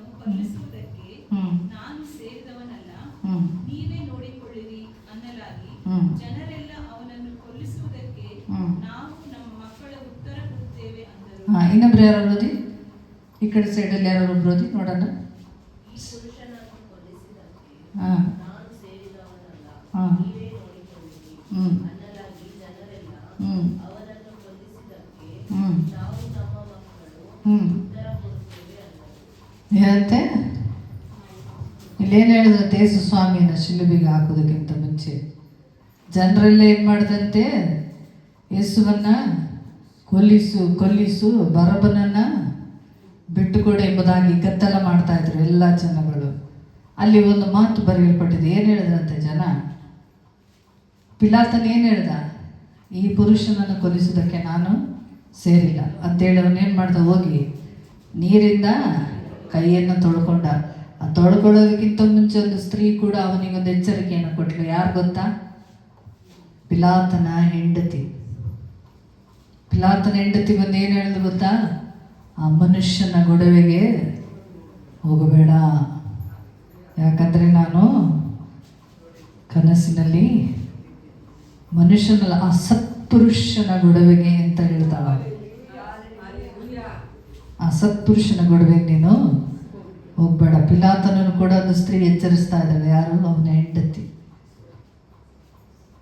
ಅದಕ್ಕೆ ಪಿಲಾತನ ಏನು ಹೇಳ್ದ? ಈ ಪುರುಷನನ್ನು ಕೊಲ್ಲಿಸಿದಕ್ಕೆ ನಾನು ಸೇರಿಲ್ಲ ಎಂಬುದಾಗಿ ಕೈ ತೊಳ್ಕೊಂಡು ಇವನನ್ನು ನೀವೇ ನೋಡ್ಕೊಳ್ಳಿ ಅಂತ ಹೇಳುವಾಗ ಈ ಜನಗಳು ಏನು ಮಾಡಿದ್ರು ಗೊತ್ತಾ? ನಮಗೆ ಬರಬನನ್ನು ಬಿಟ್ಟುಕೊಡು, ಇನ್ನು ಕೊಲ್ಲಿಸಿದಕ್ಕೆ ನಾವು ನಮ್ಮ ಮಕ್ಕಳು ಏನು ಮಾಡ್ತಾರಂತೆ? ಏನು ಹೇಳಿದ್ರು? ನಾವು ನಮ್ಮ ಮಕ್ಕಳು ಏನು ಮಾಡ್ತೀವಿ? ಸಾಕ್ಷಿ ಕೊಡ್ತೀವಿ, ಅವತ್ತಾನೆ ಉತ್ತರ ಕೊಡ್ತೀವಿ ನಾವು ಅಂದರು. ಈ ಉತ್ತರ ಯಾವ ರೀತಿ ಕೊಡ್ತಾರಂತ ಯೇಸು ಸ್ವಾಮಿಗೆ ಚೆನ್ನಾಗಿ ಗೊತ್ತಿತ್ತು. ಈ ಮಕ್ಕಳಿಗೋಸ್ಕರ, ಈ ಕುಟುಂಬಕ್ಕೋಸ್ಕರ ಭಾರಪಟ್ಟು ಕಣ್ಣೀರು ಹಾಕಿ ದೇವರ ಮುಂದೆ ಪ್ರಾರ್ಥನೆ ಮಾಡಿ ಅವ್ರಿಗಾಗಿ ಅಳುವವರು ಯಾರು ಅಳ್ತಾರೆ?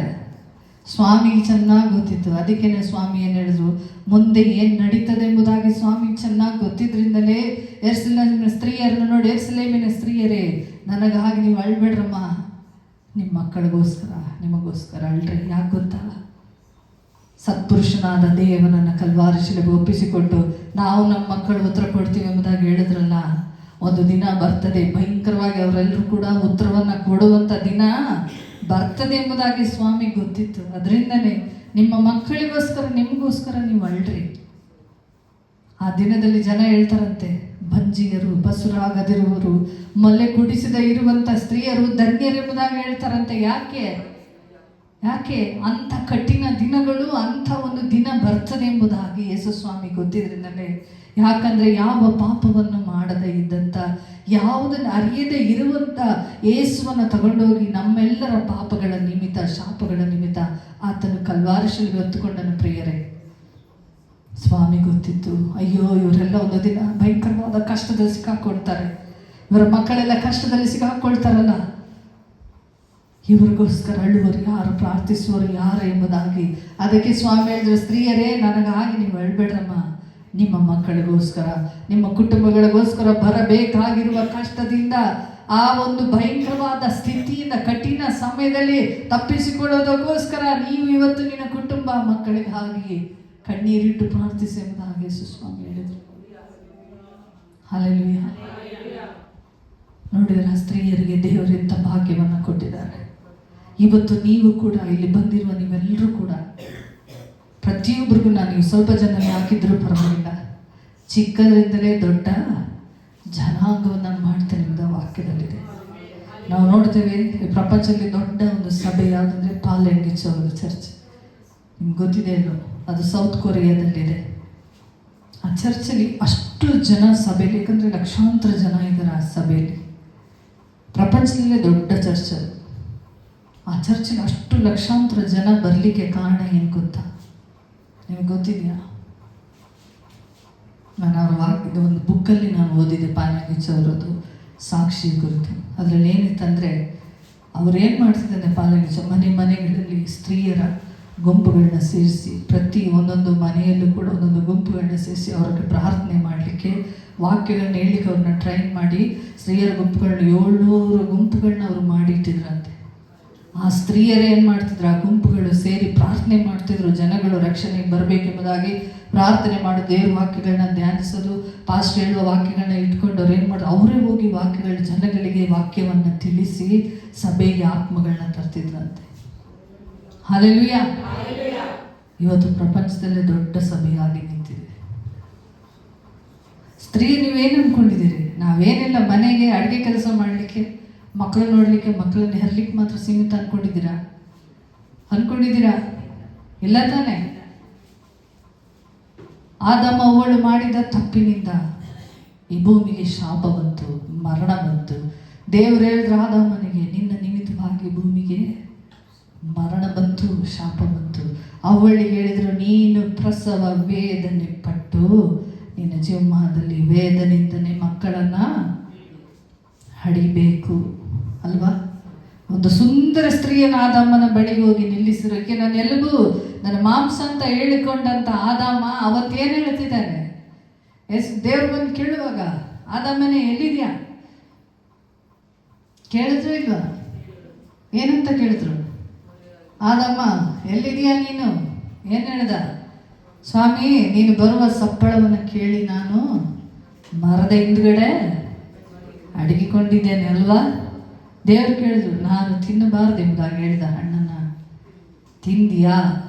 ಅಷ್ಟೇ ಕೇಳಿದ್ದು. ಯಾಕೆ ತಿಂದೆ, ಏನಕ್ಕೆ ತಿಂದೆ, ಯಾರು ಕೊಟ್ಟರು, ಯಾರಿಂದ ಇಸ್ಕೊಂಡೆ, ಏನೂ ಕೇಳಲಿಲ್ಲ. ನಾನು ತಿನ್ನಬಾರದೆಂಬುದಾಗಿ ಹೇಳಿದ ಹಣ್ಣನ್ನು ತಿಂದೆಯಾ? ನಿನಗೆ ಯಾರು ಹೇಳಿದ್ರು? ನಾವು ಬೆತ್ತಲಾಗಿದೆ ಅಂತ ನಾವು ಹಚ್ಕೊಂಡು, ನಿನಗೆ ಬೆತ್ತಲಾಗಿದೆ ಅಂತ ಯಾರು ಹೇಳಿದ್ರು?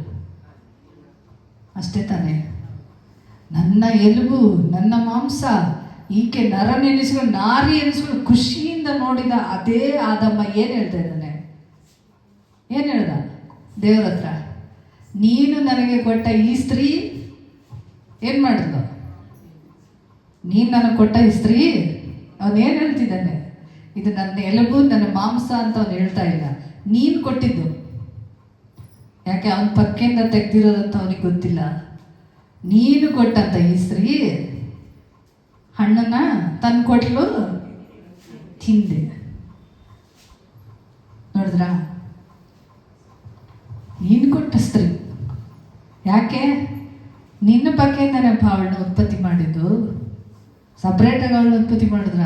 ನಿನ್ನ ಪಕ್ಕೆ ಎಲುಬಿಂದನೇ ಉತ್ಪತ್ತಿ ಮಾಡಿ ನನ್ನ ಮಾಂಸ, ನನ್ನ ಎಲುಬು ಎಂಬುದಾಗಿ ಸಂತೋಷ ಪಟ್ಟಂತ ಆದಮ್ಮ, ನೀನು ಕೊಟ್ಟ ಈ ಸ್ತ್ರೀ ನನಗೆ ಹಣ್ಣನ್ನ. ಸರಿ, ಸ್ತ್ರೀಗೆ ಕೇಳಲ್ಲ, ಸ್ತ್ರೀ ಏನು ಹೇಳಿದ್ಲು? ಸ್ತ್ರೀ ಯಾರ ಮೇಲೆ ಹಾಕಿದ್ಲು? ಸರ್ಪ ನನ್ನನ್ನು ವಂಚಿಸ್ತಂತೆ. ಯಾಕೆ ವಂಚಿಸ್ತದೆ? ಸರ್ಪ ಯಾಕೆ ವಂಚಿಸ್ತು? ನೀನು ಎಲುಬು, ಯಾವ ದೇಹ ಎಲ್ಲಿಗ ಎಲುಬು ಅಲ್ಲಿ ಇರಬೇಕಿತ್ತು ನೀನು. ಆದರೆ ನೀ ಎಲ್ಲಿದ್ಯಾ? ಆದಮ್ಮ ಎಲ್ಲಿದ್ದ? ತೋಟದಲ್ಲಿದ್ದ. ಹೌದಾನೆ? ಆದಮ್ಮ ಎಲ್ಲಿದ್ದ? ಹೇಳಿ ಎಲ್ಲರೂ. ಇದು ಜನರಲ್ ಆಗಿ ಇರುವಂಥ ಒಂದು ಮಾತು. ಏನು ಇದಕ್ಕೇನು ಬಹಳ ನೀವೇನು ಫಿಲಾಸಫರ್ ಆಗಬೇಕು, PhD ಮಾಡಬೇಕು, ಅದೆಲ್ಲ ಏನೂ ಇಲ್ಲ. ಆದಮ್ಮ ಎಲ್ಲಿದ್ದ? ಅವನ ತೋಟದಲ್ಲಿದ್ದ. ಇವಳು ಎಲ್ಲಿದ್ಲು? ಅವಳು ಎಲ್ಲಿದ್ಲು? ಹೇಳ್ರಿ, ಓದಿದ್ರಲ್ಲ, ನಾ ಹೇಳಿದೆ. ಎಲ್ಲಿದ್ಲು? ಮರದ ಹತ್ರ ಅಲ್ವಾ? ತೋಟದಲ್ಲಿರುವ ಈ ಹಣ್ಣನ್ನು, ಈ ಮರದ ಹಣ್ಣು ನೀವು ತಿನ್ನಬಾರ್ದು, ಇದನ್ನು ಮುಟ್ಟಲು ಕೂಡದು, ಇದನ್ನು ಮುಟ್ಟಿದ್ರೆ ತಿಂದರೆ ನೀವು ಸಾಯ್ತೀರಿ ಎಂಬುದಾಗಿ ದೇವರು ಹೇಳಿದರು. ಆದಮ್ಮ ತೋಟದಲ್ಲಿ ಪ್ರಾಣಿಗಳೊಂದಿಗೆ, ಹಣ್ಣು ಹಂಪಲೊಂದಿಗೆ ಅಲ್ಲಿ ಆರಾಮಾಗಿದ್ದಾನೆ. ಇವಳು ಆದಾಮನಿಂದ ದೂರ ಬಂದು ಎಲ್ಲಿ ಬಂದಿದ್ದಾಳೆ? ಮರದ ಹತ್ರ. ಸರ್ಪ ಎಲ್ಲಿರುತ್ತೆ? ಸರ್ಪ ಮರದ ಮೇಲೆ ಇರುತ್ತಾ? ಸರ್ಪ ಎಲ್ಲಿರುತ್ತಮ್ಮ? ಸರ್ಪ ಕಾಡು ಪ್ರಾಣಿ ಸೇರಿದ್ದ ಅಥವಾ ಮನೆಯಲ್ಲಿ ಸಾಕೋ ಪ್ರಾಣಿನ? ಸರ್ಪನ ಯಾರು ಸಾಕ್ತಾರ? ಇಲ್ಲ. ಅಡವಿಯಲ್ಲಿ ಇರ್ತಾವೆ ಅಲ್ವಾ? ದೊಡ್ಡ ದೊಡ್ಡ ವಿಷ ಸರ್ಪಗಳೆಲ್ಲ ಎಲ್ಲಿರ್ತವೆ? ಅಡವಿಯಲ್ಲಿ ಇರ್ತದೆ. ಅಲ್ಲಿವರೆಗೂ ಅಲ್ಲಿ ಅಡವಿ ಯಾವುದೂ ಇರಲಿಲ್ಲ. ಇದ್ದಿದ್ದು ಏದೇನು ತೋಟ ಒಂದೇ ಅಲ್ವಾ? ದೇವರೆಲ್ಲವನ್ನೂ ಸೃಷ್ಟಿ ಮಾಡಿದ್ರು. ಆದರೆ ಸೈತಾನ ಆ ಸರ್ಪವನ್ನು ಉಪಯೋಗಿಸ್ಕೊಂಡ. ಅಷ್ಟೇ ಅಲ್ಲಿ ನಡೆದಿದ್ದು.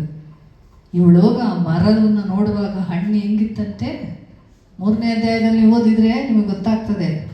ನೋಡುವುದಕ್ಕೆ ನೋಟಕ್ಕೆ ರಮ್ಯವಾಗಿತ್ತಂಥದ್ದು ಅಲ್ಲ, ನೋಡುವುದಕ್ಕೆ ರಮ್ಯ, ಜ್ಞಾನೋದಯಕ್ಕೆ ಅಪೇಕ್ಷಿಸುವಂಥದ್ದು ಅಲ್ವಾ, ತಿನ್ನುವುದಕ್ಕೆ ರುಚಿ, ನೋಡಲಿಕ್ಕೆ ಫಸ್ಟು, ಆಮೇಲೆ ತಿನ್ನಕ್ಕೆ, ಆಮೇಲೆ ಜ್ಞಾನೋದಯಕ್ಕೆ ಅಪೇಕ್ಷಿತ ಆಗಿದೆ ಎಂಬುದಾಗ ಅದನ್ನೇ ನೋಡ್ತಾ ಅಲ್ಲಿ ನಿಂತ್ಕೊಂಡಿದ್ದರಿಂದಾನೆ ಇವನೇನು ಮಾಡ್ದ, ಮೆಲ್ಲ ಸರ್ಪದ ಒಳಗಡೆ ಬಂದು ಮರದ ಹತ್ರ ಬಂದು ಮಾತಾಡ್ತಾ ಇದ್ದಾನೆ. ಎಷ್ಟು ಜಾಣನಾಗಿ ಮಾತಾಡ್ತಾ ಇದ್ದಾನೆ ಗೊತ್ತಾ? ಏನು ಮಾತಾಡ್ದ? ಯಾರಿಗೂ ಗೊತ್ತಿದೆಯಾ? ಏನು ಹೇಳ್ದ? ಏ ಅವ್ವ, ಇಲ್ಲೇನು ಮಾಡ್ತಾ ಇದೀಯಾ ಅಂತ ಕೇಳ್ದ. ಏನು ಹೇಳ್ದ? ಏನವ್ವ, ಹಂಗೆ ತಾನೆ. ಈಗ ಮಾಮೂಲಿ ಕೆಲವೊಂದು ಕಡೆ ಕನ್ನಡದಲ್ಲಿ ಏನವ್ವ, ಏನಪ್ಪ ಹಿಂಗೆ ಮಾತಾಡ್ತಾರೆ ತಾನೆ. ಅವ್ನು ಬಂದು ಹಂಗೆ ಮಾತಾಡ್ತಾ ಇದ್ದೆ. ಏನವ್ವ, ನೀವು ತೋಟದ ಮರದ ಹಣ್ಣೆಲ್ಲ ತಿನ್ನಬಾರ್ದಾ? ಅವ್ನು ಕೇಳ್ತಿರೋ ಪ್ರಶ್ನೆ ನೋಡಿ ಅಲ್ವಾ, ಎಷ್ಟು ಜಾಣನಾಗಿ ಕೇಳ್ತಿದ್ದಾನೆ. ಯಾಕೆ ನೀವು ತೋಟದ ಹಣ್ಣೆಲ್ಲ ತಿನ್ನಬಾರ್ದಾ? ಅವಳು ಹೇಳಿದ್ಲ ನಾವು ತೋಟದ ಹಣ್ಣು ತಿನ್ನಬಾರ್ದು ಅಂತ. ಇವನು ಕೇಳಿದ್ರು ಅವಳು ಹೇಳಿದ್ಲು, ಹೌದು ತಾನೆ. ಆದರೆ ಪಟ್ಟಂತ ಉತ್ತರ ಕೊಟ್ಟಳು, ಇಲ್ಲಪ್ಪ ಎಲ್ಲ ಹಣ್ಣು ತಿನ್ಬೋದು, ಆದರೆ ತಿನ್ನಬಾರ್ದು ಅಂತ ದೇವರು ತಿಂದರೆ ನೀವು ಸತ್ತೋಗ್ತೀರ ಅಂತ ಹೇಳಿದ್ದಾರೆ. ಎಲ್ಲ ಪೂರ್ತಿ ಅವನ ಹತ್ರ ಒಪ್ಪಿಸಿದ್ಲು. ಯಾಕೆ ಅವನಿಗೆ ಗೊತ್ತಿಲ್ವಾ ದೇವ್ರು ಏನು ಹೇಳಿದ್ದಾರೆ ಅಂತ ಅವನಿಗೆ ಗೊತ್ತಿಲ್ವಾ? ಅವನಿಗೆಲ್ಲ ಗೊತ್ತು. ಯಾರನ್ನು ಹಿಡ್ಕೊಂಡ್ರೆ ಯಾರು ಹೆಂಗೆ ಬರ್ತಾರೆ ದಾರಿಗೆ ಅಂತ ಅವ್ನಿಗೆ ಚೆನ್ನಾಗಿ ಗೊತ್ತು. ಅದಕ್ಕೆ ನಾನು ನಿಮ್ಗೆ ಹೇಳ್ತಾ ಇದ್ದೀನಿ, ಸ್ತ್ರೀಯರೇ ಜಾಗ್ರತೆಯಲ್ಲಿ ನಿಮ್ಮ ಕುಟುಂಬದ ವಿಷಯದಲ್ಲಿ, ನಿಮ್ಮ ಮಕ್ಕಳ ವಿಷಯದಲ್ಲಿ, ನಿಮ್ಮ ಗಂಡಂದಿರ ವಿಷಯದಲ್ಲಿ, ನಿಮ್ಮ ಕಾರ್ಯಗಳ ವಿಷಯದಲ್ಲಿ ನೀವು ಜಾಗ್ರತೆ ಆಗಿರಿ. ಸೈತಾನನು ಹಂಚಿಸ್ತಾನೆ, ಅವನು ಹಿಡಿಯೋದೆ. ಯಾಕಂದರೆ ನೀವು ಅಷ್ಟೇ ಬೇಗ ದೇವ್ರನ್ನ ನಂಬ್ಕೊತೀರಿ, ಅಷ್ಟೇ ಬೇಗ ದೇವ್ರ ಬಳಿಗೆ ಬರ್ತೀರಿ, ಅಷ್ಟೇ ಬೇಗ ಪ್ರಾರ್ಥನೆಗೂ ಕೂಡ ಆಸಕ್ತರಾಗಿ ಬರ್ತೀರಿ, ಕಣ್ಣೀರು ಹಾಕ್ತೀರಿ, ಪ್ರಾರ್ಥನೆ ಮಾಡ್ತೀರಿ. ಅವನಿಗೆ ಗೊತ್ತು. ಅದು ಬಿಟ್ಟು ಎಲ್ಲಾದ್ರೂ ಒಂದು ಚೂರು ಹೊರಗಡೆ ಬಂದರೆ ಪಟ್ಟಂತ ಬರ್ತಾನೆ. ಒಂದ ಗಂಡನಿಂದ ಆದರೂ ಬರ್ತಾನೆ, ಮಕ್ಕಳ ಮುಖಾಂತರ ಆದರೂ. ಯಾಕಂದರೆ ನಿಮ್ಮ ಒಂದು ವೀಕ್ನೆಸ್ ಅವನಿಗೆ ಅದೇ ಗೊತ್ತಿರೋದು. ಆದಮ್ಮನ ಜೊತೆಲಿರೋವರೆಗೂ ಅವನು ಬಂದು ವಂಚಿಸಲಿಲ್ಲ, ಅವನನ್ನ ಬಂದ ಅವನು ತೋಟದ ಒಳಗೆ ಬರಲಿಲ್ಲ, ಧೈರ್ಯನೇ ಮಾಡಲಿಲ್ಲ ಅವನು. ಆದಮ್ಮನಿಂದ ಬೇರ್ಪಟ್ಟು ದೂರ ಬರುವಾಗಲೇ ಬಂದು, ಏನವ್ವ ಏನು ಚೆನ್ನಾಗಿ ಕೇಳ್ತಾ ಇದ್ದಾನೆ, ಏನೋ ಅವಳಿಗೆ ಸಂಬಂಧಿಕನಾಗಿ ಕೇಳ್ತಾ ಇದ್ದಾನೆ, ಏನವ್ವ ಚೆನ್ನಾಗಿದೆಯಾ, ಮತ್ತೇನು ಸಮಾಚಾರ, ಏನು ಚೆನ್ನಾಗಿ ಮಾತಾಡ್ತಾ ಇದ್ದಾನೆ ಅಲ್ವಾ. ಅವನೊಂದಿಗೆ ಸಂಭಾಷಣೆ ಮಾಡುವಾಗಲೇ ಏನಾಯಿತು, ಮಾತಾಡ ಅವಳಿಗೆ ಮೊದಲೇ ಹಣ್ಣು ನೋಡಿ ನೋಡಿ ನೋಡಿ ಹೇಗಾದರೂ ಮಾಡಿ ನಾನು ತಗೊಂಡು ತಿನ್ಬೇಕಂತ ಆಸೆ ಬಂದಿತ್ತು ಅನಿಸುತ್ತೆ. ಆ ಮರದ ಹತ್ರ ಮತ್ತೆ ಅವಳು ಯಾಕೆ ಹೋಗ್ತಾಳೆ ಅಲ್ವಾ. ಆದಮ್ಮನ ಜೊತೆಲಿದೆ, ಆದಮ್ಮ ಹೇಳ್ತಿದ್ದ ಅಲ್ವಾ. ಆದರೆ ಅವನಿಗೇನಾಯ್ತು, ಆಹಾ ಇದು ನನ್ನ ಎಲುಬು, ನನ್ನ ಮಾಂಸ ಕೊಟ್ಟಿದೆಯಲ್ಲ, ಪಟಕ್ಕಂತ ತಿಂದ. ಕೊಟ್ಟಿದ ತಕ್ಷಣ ಇಸ್ಕೊಂಡು ಏನು ಮಾಡ್ದ, ಪಟಕ್ಕಂತ ಹಂಗೆ ತಗೊಂಡು ತಿಂದ. ಇದು ಎಲ್ಲಿಂದ ತಂದೆ, ಯಾರು ಕೊಟ್ಟರು ಅಂತ ಕೇಳಿದ್ದ? ಕೇಳಲಿಲ್ಲ, ಅವನು ಕೇಳಲಿಲ್ಲ. ನೋಡಿ, ಯಾರು ನೀನು ಕೊಟ್ರಿ ಹಣ್ಣು, ಎಲ್ಲಿತ್ತಿದ್ದು ಹಣ್ಣು ಅಲ್ವಾ, ಹೇಳಲಿಲ್ಲ. ಯಾಕೆ ಹೇಳು, ಎಲುಬು ಮಾಂಸ ಅವನದೇ ಅಲ್ವಾ ಅದು ಅಲ್ವಾ. ಯಾಕಂದರೆ ಎಲುಬು ಯಾವಾಗಲೂ ಅವನ ಹತ್ರ ಇರುವಂಥದ್ದು, ಅವನ ಎದೆಗೆ ಒರಗಿಕೊಳ್ಳುವಂಥದ್ದು. ಕೊಟ್ಟಿದ ತಕ್ಷಣ ಏನು ಖುಷಿ ಆಗುತ್ತಿಲ್ಲ, ಎಲ್ಲಿ ಯಾವುದು ಯಾರು ಕೊಟ್ಟರು ಎಂಬುದಾಗಿ ಅವನು ವಿಚಾರಿಸಲಿಲ್ಲ. ಅದಕ್ಕೆ ಸೈತಾನನು ಬೇಗ ಅಂಥವ್ರನ್ನ ಗಟ್ಟಿ ಹಿಡಿತಾನ. ಅವನು ಹುಷಾರಾಗಿರ್ಬೇಕು. ನೀವು ಎಷ್ಟು ಪ್ರಾರ್ಥನೆ ಮಾಡ್ತಿರೋ, ಎಷ್ಟು ದೇವರಲ್ಲಿ ಇರ್ತಿರೋ, ಅದನ್ನು ಜಾಗ್ರತೆ ಆಗಿರಬೇಕು. ನಿಮಗೆ ಕೊಟ್ಟದನ್ನು ನೀವು ಕಾಪಾಡಿಕೊಳ್ಬೇಕು. ಅದ್ರ ನಿಮಿತ್ತ ಭೂಮಿಗೆ ಶಾಪ ಬರೋದನ್ನು ನೋಡ್ತೀವಿ. ಆದಾಮ ನಿನ್ನ ನಿಮಿತ್ತ ಏನು ಬಂತು, ಭೂಮಿಗೆ ಮರಣ ಮತ್ತು ಶಾಪ ಬಂತಂದ್ರೆ. ಆದರೆ ಅವಳಿಗೆ ಏನು ಹೇಳಿದ್ರು ದೇವರು, ನೀನು ಮಗುವನ್ನು ಹೆರುವ ಕಾಲದಲ್ಲಿ ಪ್ರಸವ ವೇದನೆಯನ್ನು ಅನುಭವಿಸಿ ಮಗುವನ್ನು ಹೆರಬೇಕೆಂಬುದ ಹೇಳಿದ್ರು. ಆಗ ಹೇಳಿ ಸುಮ್ಮನೆ ಬಿಟ್ರ ದೇವರು, ಅವಳಂಗೆ ಅನುಭವಿಸ್ಲಿ, ಅವ್ರು ಕಷ್ಟಪಡಲಿ ಅಂದ್ರ ಹೇಳಿರ್ಬೋದು ಆ ಕ್ಷಣಕ್ಕೆ. ಯಾಕೆ ಗೊತ್ತಾ, ದೇವರ ಮಾತನ್ನು ಮೀರಿದ್ರಿಂದಲೇ ಅವ್ರಿಗೆ ಶಾಪ ಬಂತು. ಅವರ ದೇವರ ಮಾತನ್ನು ಮೀರದೆ ಹೋಗಿದ್ರು, ಒಂದು ವೇಳೆ ಮೀರಿದ್ರು ಕೂಡ ದೇವರ ಸನ್ನಿಧಿಯಲ್ಲಿ ಕ್ಷಮಾಪಣೆಯನ್ನು ಕೇಳಿ, ದೇವರೇ ನಾವು ಗೊತ್ತಿಲ್ಲದೆ ಮಾಡಿದ್ದು ನಮ್ಮನ್ನು ಕ್ಷಮಿಸಿ ಎಂಬುದಾಗಿ ಹೇಳಿ, ಖಂಡಿತವಾಗ್ಲೂ ನಮ್ಮ ದೇವರು ಕ್ಷಮಿಸುವ ದೇವರು ಅಲ್ವಾ. ಆದರೆ ಅವ್ರು ಕೇಳಲಿಲ್ಲ. ಒಬ್ಬರ ಮೇಲೆ ಒಬ್ಬರು ತಪ್ಪೊರಿಸ್ಕೊಂಡೇ ಹೋದರು. ಆ ಸ್ತ್ರೀಯ ನಿಮಿತ್ತ ಗರ್ಭದಲ್ಲಿ ಏನಾಯಿತು, ನೀನು ಕಷ್ಟಪಟ್ಟು ಮಗುವನ್ನು ಹೆರಬೇಕು, ತೋಟದಿಂದ ಹೊರಗೆ ಹಾಕಲ್ಪಟ್ರು. ಆ ವೇದನೆ. ಆದರೆ ಆ ವೇದನೆ ಸಹಿಸಿಕೊಂಡು ಮಗುವನ್ನು ಹೇರುವಂಥ ಶಕ್ತಿಯನ್ನು ಕೂಡ ದೇವರವರಿಗೆ ಕೊಡೋದನ್ನು ನಾವು ನೋಡ್ತೇವೆ ಅಲ್ವಾ. ಅದೇ ಹೊಟ್ಟೆಯಲ್ಲಿ ನೀತಿವಂತನಾದ ಏಬೇಲನ್ನು ಜನಿಸಿ ಬಂದ. ಇವರು ಪಾಪ ಮಾಡಿದರು, ದೇವರಿಂದ ದೂರ ಇದ್ದರು, ದೇವರು ಅವ್ರನ್ನ ಏನೇನಿಂದ ಹೊರಗೆ ಹಾಕಿದ್ರು ಅವ್ರನ್ನ. ಆದರೆ ದೇವರು ಅವ್ರನ್ನ ಬಿಟ್ಟಿಲ್ಲ. ಅವರಿಗೇನೆ ಒಬ್ಬ ನೀತಿವಂತನಾದ ಏಬೇಲನ್ನು ಜನಿಸಿ ಬರೋದನ್ನು ನಾವು ನೋಡ್ತೇವೆ. ದೇವರು ಕಾಯಿನನ್ನು ದೇವರು ಮೆಚ್ಚಲಿಲ್ಲ, ಏಬೇಲನನ್ನು ದೇವರು ಮೆಚ್ಚಿದರು. ಕಾಯಿನನ ಕಾಣಿಕೆಯನ್ನು ದೇವರು ಮೆಚ್ಚಲಿಲ್ಲ, ಏಬೇಲನ ಕಾಣಿಕೆಯನ್ನು ದೇವರು ಮೆಚ್ಚಿದರು ಅಲ್ವಾ. ಅವರ ಆ ಥರ ಶಾಪವನ್ನು ಅವರ ಮೇಲೆ ಬಂದರೂ ಕೂಡ ಅವರಿಂದಲೇ ಒಬ್ಬ ಒಳ್ಳೆ ಮನುಷ್ಯನು ಅವರ ಗರ್ಭದಿಂದಲೇ ಬರೋದನ್ನು ನಾವು ನೋಡ್ತೇವೆ. ನಿಮಗೂ ಕೂಡ ಇವಾಗ ಗರ್ಭ ವೇದನೆ ಅನುಭವಿಸುವಂಥ ಒಂದು ಯಾಕೆ ಗೊತ್ತಾ, ಅದು ಬಂದಿದೆ, ದೇವರು ಕೊಟ್ಟಿರೋದು. ಆ ಶಕ್ತಿಯನ್ನು ದೇವರು ನಮಗೆ ಕೊಟ್ಟಿದ್ದಾರೆ. ಮಕ್ಕಳನ್ನು ಹೆರುವಂಥ ಶಕ್ತಿಯನ್ನು 9 ತಿಂಗಳು ಹೊಟ್ಟೆಯಲ್ಲಿ ಇಟ್ಟುಕೊಂಡು ಆ ಮಗುವಿಗೆ ಏನು ಆಗದಾಗೆ ಜಾಗ್ರತೆಯನ್ನು ವಹಿಸಿಕೊಂಡು ಆ ಮಗು ಈ ಲೋಕಕ್ಕೆ ಬರುವವರೆಗೂ ಹೇಗೆ ಜಾಗ್ರತೆಯನ್ನು ತನ್ನ ಸ್ತ್ರೀ ಹೇಗೆ ತನ್ನ ಹೊಟ್ಟೆಯಲ್ಲಿ ಮಗುವನ್ನು ಜಾಗ್ರತೆ ಪಡಿಸಿಕೊಳ್ಳುತ್ತಾಳೋ ಅದೇ ಪ್ರಕಾರ ನಿನಗೆ ನನಗೆ ಕೊಡಲ್ಪಟ್ಟಂಥ ದೇವರ ಸೇವಕನು ನಿನ್ನನ್ನು ನನ್ನನ್ನು ಕ್ರಿಸ್ತನ ಮುಂದೆ ತಗೊಂಡೋಗಿ ನಿಲ್ಲಿಸಬೇಕಾದ್ರೆ ಅದೇ ಶ್ರಮೆಯನ್ನು, ಅದೇ ಪ್ರಸವ ವೇದನೆಯನ್ನು ದೇವರ ಸೇವಕನ ಅನುಭವಿಸುವಾಗ್ತದೆ ಪ್ರಿಯರೇ. ಹಲ್ಲೆಲೂಯಾ. ಆದಾಮಳ ಹತ್ರ ಅವಳು ಹೋಗಿ ನಿಂತಲು, ನಾನು ನೀನು ಕ್ರಿಸ್ತನ ಮುಂದೆ ಹೋಗಿ ನಿಲ್ಲುವಂಥ ಒಂದು ದಿನ ಬರ್ತದೆ. ಆ ದಿನದಲ್ಲಿ ನಮ್ಮನ್ನು ಕರ್ಕೊಂಡೋಗಿ ಯಾರು ನಿಲ್ಲಿಸ್ತಾರೆ? ದೇವರ ಸೇವಕರುಗಳು ನಮ್ಮನ್ನು ಇಲ್ಲಿಂದ ಏನು ಮಾಡ್ತಾರೆ?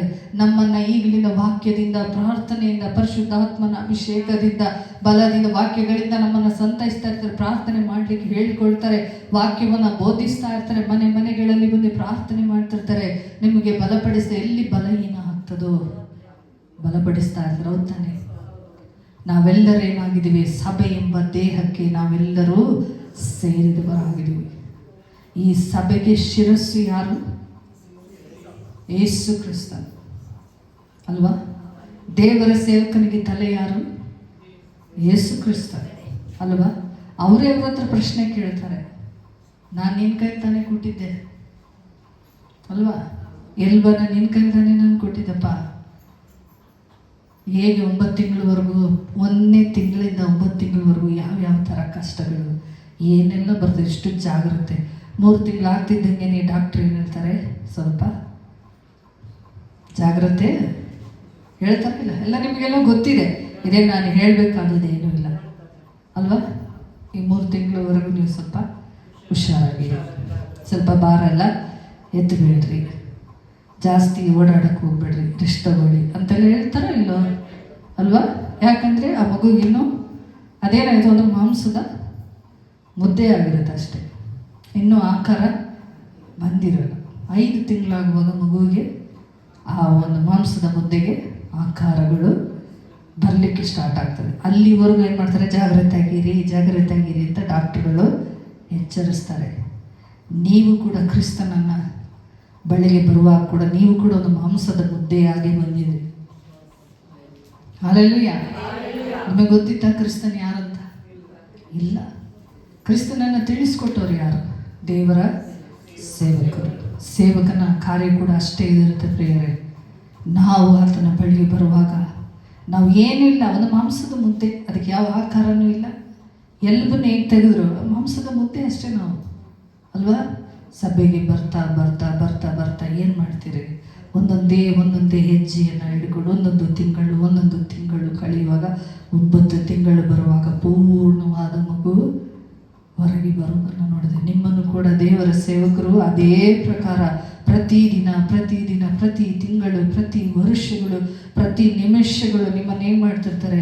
ಒಂದೊಂದೇ ಹೆಜ್ಜೆ ಜಾಡಲು ಅವ್ರು ಏನು ಮಾಡ್ತಾರೆ? ನಡ್ಸ್ಕೊಂಡು ಬರ್ತಾ ಇರ್ತಾರೆ ಅಲ್ವಾ. ಆ ವೇದನೆ ಪ್ರಸವ ಕಾಲ ಬರುವಾಗ ಏನು ಮಾಡ್ತಾರೆ? ನಿಮ್ಮನ್ನು ಒಂದು ಪೂರ್ಣವಾದ ಅಂಗವಾಗಿ, ಪೂರ್ಣಾಂಗದ ಒಂದು ಶಿಶು ಹೇಗೆ ಭೂಮಿಗೆ ಬರ್ತದೋ ಪೂರ್ಣವಾಗಿ ನಿಮ್ಮನ್ನು ಸಿದ್ಧಪಡಿಸಿ ಏಸಪ್ಪ ಬರುವಂಥ ಸಮಯದಲ್ಲಿ ಸ್ವಾಮಿ ಕೇಳ್ತಾರೆ, ಅಪ್ಪ ನಾನು ನಿನ್ನ ಕೈಗೆ ಇಷ್ಟು ಜನ ಆತ್ಮಗಳನ್ನ ಕೊಟ್ಟಿದ್ನಲ್ಲ, ಎಲ್ಲಿದ್ದಾರೆ? ಸ್ವಾಮಿ ಕೇಳುವಾಗ ಏನು ಮಾಡ್ತಾರೆ? ಸ್ವಾಮಿ ನೀನು ಕೊಟ್ಟ ಆತ್ಮನ ನಾನು ಕಾಪಾಡ್ಕೊ ಬಂದಿದ್ದೀನಪ್ಪ, ಅವ್ರನ್ನ ತಗೋ ನೀನು ಬಳಿಗೆ ನೋಡಿ, ಇವರೆಲ್ಲ ನೀನು ನನಗೆ ಕೊಟ್ಟಂಥ ಆತ್ಮಗಳು. ಎಲ್ಲ ಲೆಕ್ಕವನ್ನು ಏನು ಮಾಡಬೇಕು? ದೇವರ ಕೈಗಳು. ಆವಾಗ ಸ್ವಾಮಿ ಈಕೆ ನನ್ನ ಮೊದಲ ಗಿತ್ತಿ. ಮೊದಲಿಂಗನಾದ ದೇವರು ನಮ್ಮ ನೋಡುವಾಗ ಈಕೆ ನನ್ನ ಮೊದಲ ಗಿತ್ತಿಯು, ನನ್ನ ರಕ್ತ ಮಾಂಸಗಳನ್ನು ಈಕೆಗಾಗಿ ನಾನು ಕೊಟ್ಟಿದ್ದೇನೆ, ನನ್ನ ರಕ್ತವನ್ನು ಸುರಿಸಿ ಈಕೆಯನ್ನು ನನ್ನ ಏನು ಮಾಡಿದ್ದಾರೆ, ಮಗಳಾಗಿ ನಾನು ಆರಿಸಿಕೊಂಡಿದ್ದೇನೆ ಅಲ್ವಾ. ಈಕೆಗೋಸ್ಕರ ನನ್ನ ದೇಹವೆಲ್ಲ ಛಿದ್ರವಾಗಿ ಮಾಂಸವೆಲ್ಲ ಕಿತ್ತು ಬತ್ತು ನನಗಾಗಿ ನಾನು ಇವಳನ್ನು ಆರಿಸಿಕೊಂಡಿದ್ದೇನೆ, ಇವನನ್ನು ಆರಿಸಿಕೊಂಡಿದ್ದೇನೆ ಎಂಬುದಾಗಿ ದೇವರು ಹೇಳ್ತಾರೆ. ಹಾಗೆ ನೀವೆಲ್ಲರೂ ತಯಾರಾಗಬೇಕು. ನೀವು ದೇವರಿಗಾಗಿ ಗಟ್ಟಿಯಾಗಿ ನಿಲ್ಲಬೇಕು. ಸುಮ್ಮನೆ ಎಲ್ಲ ನೀವು ಬಂದಿರೋದು ನೀವು ಮನೆಗಾಗಿಯೋ ಬರೀ ನೀವು ಅಡುಗೆ ಮನೆಗೆ ಸೀಮಿತವಾಗಿ ಇರಬೇಡ್ರಿ, ಯಾವತ್ತೂ ಆಗಿರಬೇಡ್ರಿ. ಕರ್ತನಿಗಾಗಿ ನಿಂತ್ಕೊಳ್ಳಿ. ನೀವು ಬೇಕಾದ್ರೆ ಯಾವುದೇ ಪ್ರಪಂಚದ ಎಲ್ಲ ಚರ್ಚ್ಗಳಿಗೆ ಹೋಗ್ರಿ, ಅಲ್ಲಿ ಹೆಚ್ಚಿನ ಪಕ್ಷ ಸ್ತ್ರೀಯರೇ ಇರ್ತಾರೆ. ನೀವು ನೋಡಿರ್ಬೇಕಲ್ಲ, ಹೆಚ್ಚಿನ ಪಕ್ಷ ಸ್ತ್ರೀಯರು ಇರ್ತಾರೆ. ಯಾಕೆ ಗೊತ್ತಾ, ಅವರು ಬೇಗ ದೇವರನ್ನು ಅಷ್ಟೇ ಸ್ವೀಕರಿಸ್ಕೊಳ್ತಾರೆ, ಬೇಗ ಬರ್ತಾರೆ. ಫಸ್ಟು ಸ್ತ್ರೀಯರೇ ದೇವರ ಬಳಿಗೆ ಬೇಗ ಬರ್ತಾರೆ, ಕಂಡುಕೊಳ್ತಾರೆ, ಪ್ರಾರ್ಥನೆಯಲ್ಲಿ ಕಳೀತಾರೆ, ಸಭೆ ಅನ್ಯೋನ್ಯತೆಯಲ್ಲಿ ಕಳೀತಾರೆ, ಪ್ರಾರ್ಥನೆಯಲ್ಲಿ ಒಟ್ಟುಕೊಡ್ತಾರೆ. ಒಬ್ರಿಗೊಬ್ರು ಬೇಗ ಬೇಗ ಮಾತಾಡಿಕೊಂಡು ನೀನು ಹಾಗೆ ಹೇಗೆ ಸ್ತ್ರೀಯರೇ ನೋಡಿ ಮಾತಾಡ್ಕೊಳ್ಳೋದು. ಹೌದು ತಾನೆ? ನೀವು ಬೇಕಾದ್ರೆ ಗಂಡಸರು ನೋಡಿ ಬರ್ತಾರೆ, ಕೂರ್ತಾರೆ, ಎದೊಳ್ತಾರೆ, ಪ್ರೈಸ್ ಹೇಳ್ತಾರೆ, ಹೋಗ್ತಾರೆ. ಆದರೆ ಸ್ತ್ರೀಯರು ನೀವೆಲ್ಲ ಏನು ಮಾಡ್ತೀರಿ, ಒಬ್ರಿಗೊಬ್ರು ಚೆನ್ನಾಗಿದ್ದೀರಾ ಸಿಸ್ಟ್ರೆ, ಚೆನ್ನಾಗಿದ್ದೀರಾ, ಒಬ್ರಿಗೊಬ್ರು ಮಾತಾಡ್ತೀರಿ ಅಲ್ವಾ. ಹೌದು ತಾನೆ? ಅದು ನಿಮಗೆ ದೇವರು ಕೊಟ್ಟಿರುವಂಥ ಒಂದು ಕೃಪೆ. ಅದು ಒಬ್ರ ಕುರಿತು ನೀವು ವಿಚಾರಿಸ್ತೀರಿ. ಹೌದು ತಾನೆ? ಆ ವಿಚಾರಿಸುವಾಗ ನೀವೇನು ಮಾಡಬೇಕು, ಇನ್ಮೇಲೆ ಸಭೆಗೆ ಬರ್ತಾ ಇದ್ರೆ, ಸಿಸ್ಟ್ರೆ ಯಾಕೆ ಸಭೆಗೆ ಬರ್ತಾ ಇಲ್ಲ, ಯಾಕೆ ಸಿಸ್ಟ್ರೆ ಈ ರೀತಿ ನೀವು ಬಲೈಂಡ್ರಾಗಿ ಹೋಗಿದ್ದೀರಿ, ಬಲೈಂಡ್ರಾಗಬೇಡ್ರಿ, ಸಭೆಗೆ ಬನ್ನಿ, ನಿಮಗೋಸ್ಕರ ನಾನು ಪ್ರೇಯರ್ ಮಾಡ್ತೀನಿ ಸಿಸ್ಟರ್. ಒಬ್ರಿಗೊಬ್ರು ನೀವು ಮಾತಾಡ್ಕೋಬೇಕು ಅಲ್ವಾ. ಮನೆ ವಿಷಯಗಳು, ಕಷ್ಟ ಸುಖಗಳು ಬೇರೆ, ಆದರೆ ಇಲ್ಲಿ ಬಂದಾಗ ಏನು ಮಾಡಬೇಕು, ಒಬ್ರಿಗೊಬ್ರು ಸಭೆಗೆ ಬರ್ತಾ ಇರಿ, ಸಭೆ ತಪ್ಪಿಸ್ಕೋಬೇಡಿ, ಪ್ರಾರ್ಥನೆ ಮಾಡಿರಿ. ನಿಮಗೆ ಕಷ್ಟ ಇದೆ ಹೇಳಿ, ನಾವು ನಮ್ಮ ಕುಟುಂಬ ಪ್ರಾರ್ಥನೆಯಲ್ಲಿ ನಾವು ಪ್ರೇಯರ್ ಮಾಡ್ತೀವಿ ನಿಮಗೋಸ್ಕರ ಅಂತ ಹೇಳಬೇಕು. ನೀವು ಎಷ್ಟೋ ಜನ ಇವತ್ತು ಅರಿಯದೆ ಅನೇಕ ಜನಗಳು, ಸ್ತ್ರೀಯರು, ಮಕ್ಕಳು ಕಷ್ಟಪಡ್ತಾ ಇದ್ದಾರೆ ಲೋಕದಲ್ಲಿ. ಯೇಸು ಸ್ವಾಮಿ ಹೇಳಿದ ಮಾತು ನೆನಪಿದೆಯಾ? ಸ್ತ್ರೀಯರೇ ನನಗಾಗಿ ನೀವು ಅಳಬೇಡ್ರಿ, ನಿಮಗೋಸ್ಕರ, ನಿಮ್ಮ ಮಕ್ಕಳಿಗೋಸ್ಕರ ಜಾಗೃತಿ ಆಗಿರಿ ಸ್ತ್ರೀಯರೇ. ಮುಂದೆ ಬರುವಂಥದ್ದು ಭಯಂಕರವಾದ ಕಠಿಣ ಸಮಯಗಳು, ಕಠಿಣವಾದ ಕಾಲಗಳು. ಇವತ್ತು ಯವನಸ್ಥ ಮಕ್ಕಳು ಲೋಕದಲ್ಲಿ ಭಯಂಕರವಾದ ಸ್ಥಿತಿಯಲ್ಲಿ ಜೀವಿಸ್ತಾ ಇದ್ದಾರೆ. ಸೈತಾನನು ಅತಿ ಬೇಗ ಯವನಸ್ಥ ಮಕ್ಕಳನ್ನ ಹಿಡಿತಾನೆ. ಯಾಕೆ ಹೇಳಿ ಅಲ್ಲ, ಇಂದಿನ ಯುವಕರೇ ನಾಳೆ ಪ್ರಜೆಗಳು ಅಂತ ಹೇಳ್ತಾರೆ. ಹೌದಾನೆ? ಯಾಕಂದರೆ ಮುಂದೆ ಅವರನ್ನೇ ಯೂಸ್ ಮಾಡಬೇಕಾದ್ರೆ ಈಗ ನಮ್ಮ ಸಮಯಗಳು ಇಲ್ಲಿ ನಾವು ಇದ್ದೀವಿ, ಒಂದು ಹಂತದವರೆಗೆ ನಾವು ಬಂದಿದ್ದೀವಿ, ಒಂದು ವಯಸ್ಸು ದಾಟಿ ಬಂದಿದ್ದೀವಿ. ಇನ್ನು ಆ ಮಕ್ಕಳು ಉಪಯೋಗ ಆಗಬೇಕು ದೇವರಿಗೋಸ್ಕರ. ಆದ್ದರಿಂದ ನಿಮ್ಮ ಗರ್ಭಫಲವಾಗಿರುವ ನಿಮ್ಮ ಮಕ್ಕಳಿಗೋಸ್ಕರ, ಮದುವೆ ಆಗದೇ ಇರುವವರು, ನಿಮ್ಮ ಕುಟುಂಬದಲ್ಲೂ ನಿಮ್ಮ ಅಣ್ಣ ತಮ್ಮಂದಿರಿಗೋಸ್ಕರ, ನಿಮ್ಮ ಅಕ್ಕ ತಂಗಿಯರಿಗೋಸ್ಕರ, ತಂದೆ ತಾಯಿಗಳಿಗೋಸ್ಕರ ನೀವು ಪ್ರಾರ್ಥನೆ ಮಾಡಿರಿ. ಸ್ತ್ರೀಯರು ನಿಮ್ಮ ಕುಟುಂಬ, ನಿಮ್ಮ ಗಂಡನಿಗೋಸ್ಕರ, ನಿಮ್ಮ ಮಕ್ಕಳಿಗೋಸ್ಕರ ನೀವು ಪ್ರಾರ್ಥನೆ ಮಾಡಿ. ದೇವರೇ, ನೀವು ಕಂಡುಕೊಂಡ್ರೆ ಸಾಕ ದೇವ್ರನ್ನ, ನೀವು ಮಾತ್ರ ಸಭೆಗೆ ಬಂದರೆ ಸಾಕ. ನಿಮ್ಮ ಕುಟುಂಬ ಬರಬೇಕಾ ಬೇಡ? ಬರಬೇಕಾ ಬೇಡ? ಆಸೆ ಇದೆಯಿಲ್ಲ? ಹಲ್ಲೆಲೂಯಾ, ಆಸೆ ಇದೆಯಿಲ್ಲ? ಆಮೇನ್. ಆಗ ದೇವ್ರು ನಡೆಸುವಾಗೆ ನೀವು ಕರ್ತನ ಕೇಳ್ಕೊಳ್ಬೇಕು. ಯಾಕೆ ಗೊತ್ತಾ, ಒಂದು ವೇಳೆ ಏಸಪ್ಪ ಇವತ್ತು ಬಂದರು, ಈ ದಿನ ಬಂದರು ಅಂದ್ಕೊಳ್ಳಿ, ನಾವೆಲ್ಲ ಎತ್ತಲ್ಪಟ್ವಿ. ನಿಮ್ಮ ಮನೆಯಲ್ಲಿರುವಂಥ ಮಕ್ಕಳು, ನಿಮ್ಮ ಗಂಡ, ಒಂದು ವೇಳೆ ಅವರು ದೇವ್ರನ್ನ ನಂಬಿ ಕರ್ತನಿಗಾಗಿ ಭಯಭಕ್ತಿಯಲ್ಲಿದ್ದರೆ ಅವ್ರು ಎಲ್ಲಿದ್ರು ಕೂಡ ಅವರು ಎತ್ತಲ್ಪಡ್ತಾರೆ ಅಲ್ವಾ. ಸ್ವಾಮಿ ಹಂಗೆ ಹೇಳಿದ್ದಾರೆ ತಾನೆ, ಆ ದಿನವಾದರೂ ಆ ಗಳಿಗೆ ಆದರೂ ಗೊತ್ತಿಲ್ಲದ ಕಾರಣ ಜಾಗೃತಿಯಾಗಿರಿ, ಎಚ್ಚರವಾಗಿದ್ದು ಶೋಧನೆಗೆ ಒಳಗಾಗದಂತೆ ಪ್ರಾರ್ಥನೆ ಮಾಡಿ ಎಂಬುದಾಗಿ. ಬೇಗ ಕಂಡುಕೊಳ್ಳೋದೇ ಸ್ತ್ರೀಯರೇ, ಬೇಗನೂ ಬಿದ್ದೋಗ್ತಾರೆ ಸ್ತ್ರೀಯರು. ಬಿದ್ದೋಗ್ಬಾರ್ದು. ಎಂಥ ಸಂದರ್ಭ ಬೇಕಾದ್ರೂ ಬರಲಿ, ಕ್ರಿಸ್ತನಿಗಾಗಿ ನಿಲ್ಲಿ. ಭಾನುವಾರ ಕೂಡ ನೀವುಗಳು ಫಸ್ಟ್ ಬರಬೇಕು ಸಭೆಗೆ. ಬರ್ತೀರ ಮೇಲೆ ಬೇಗ ಬೇಗ ಬರಬೇಕು.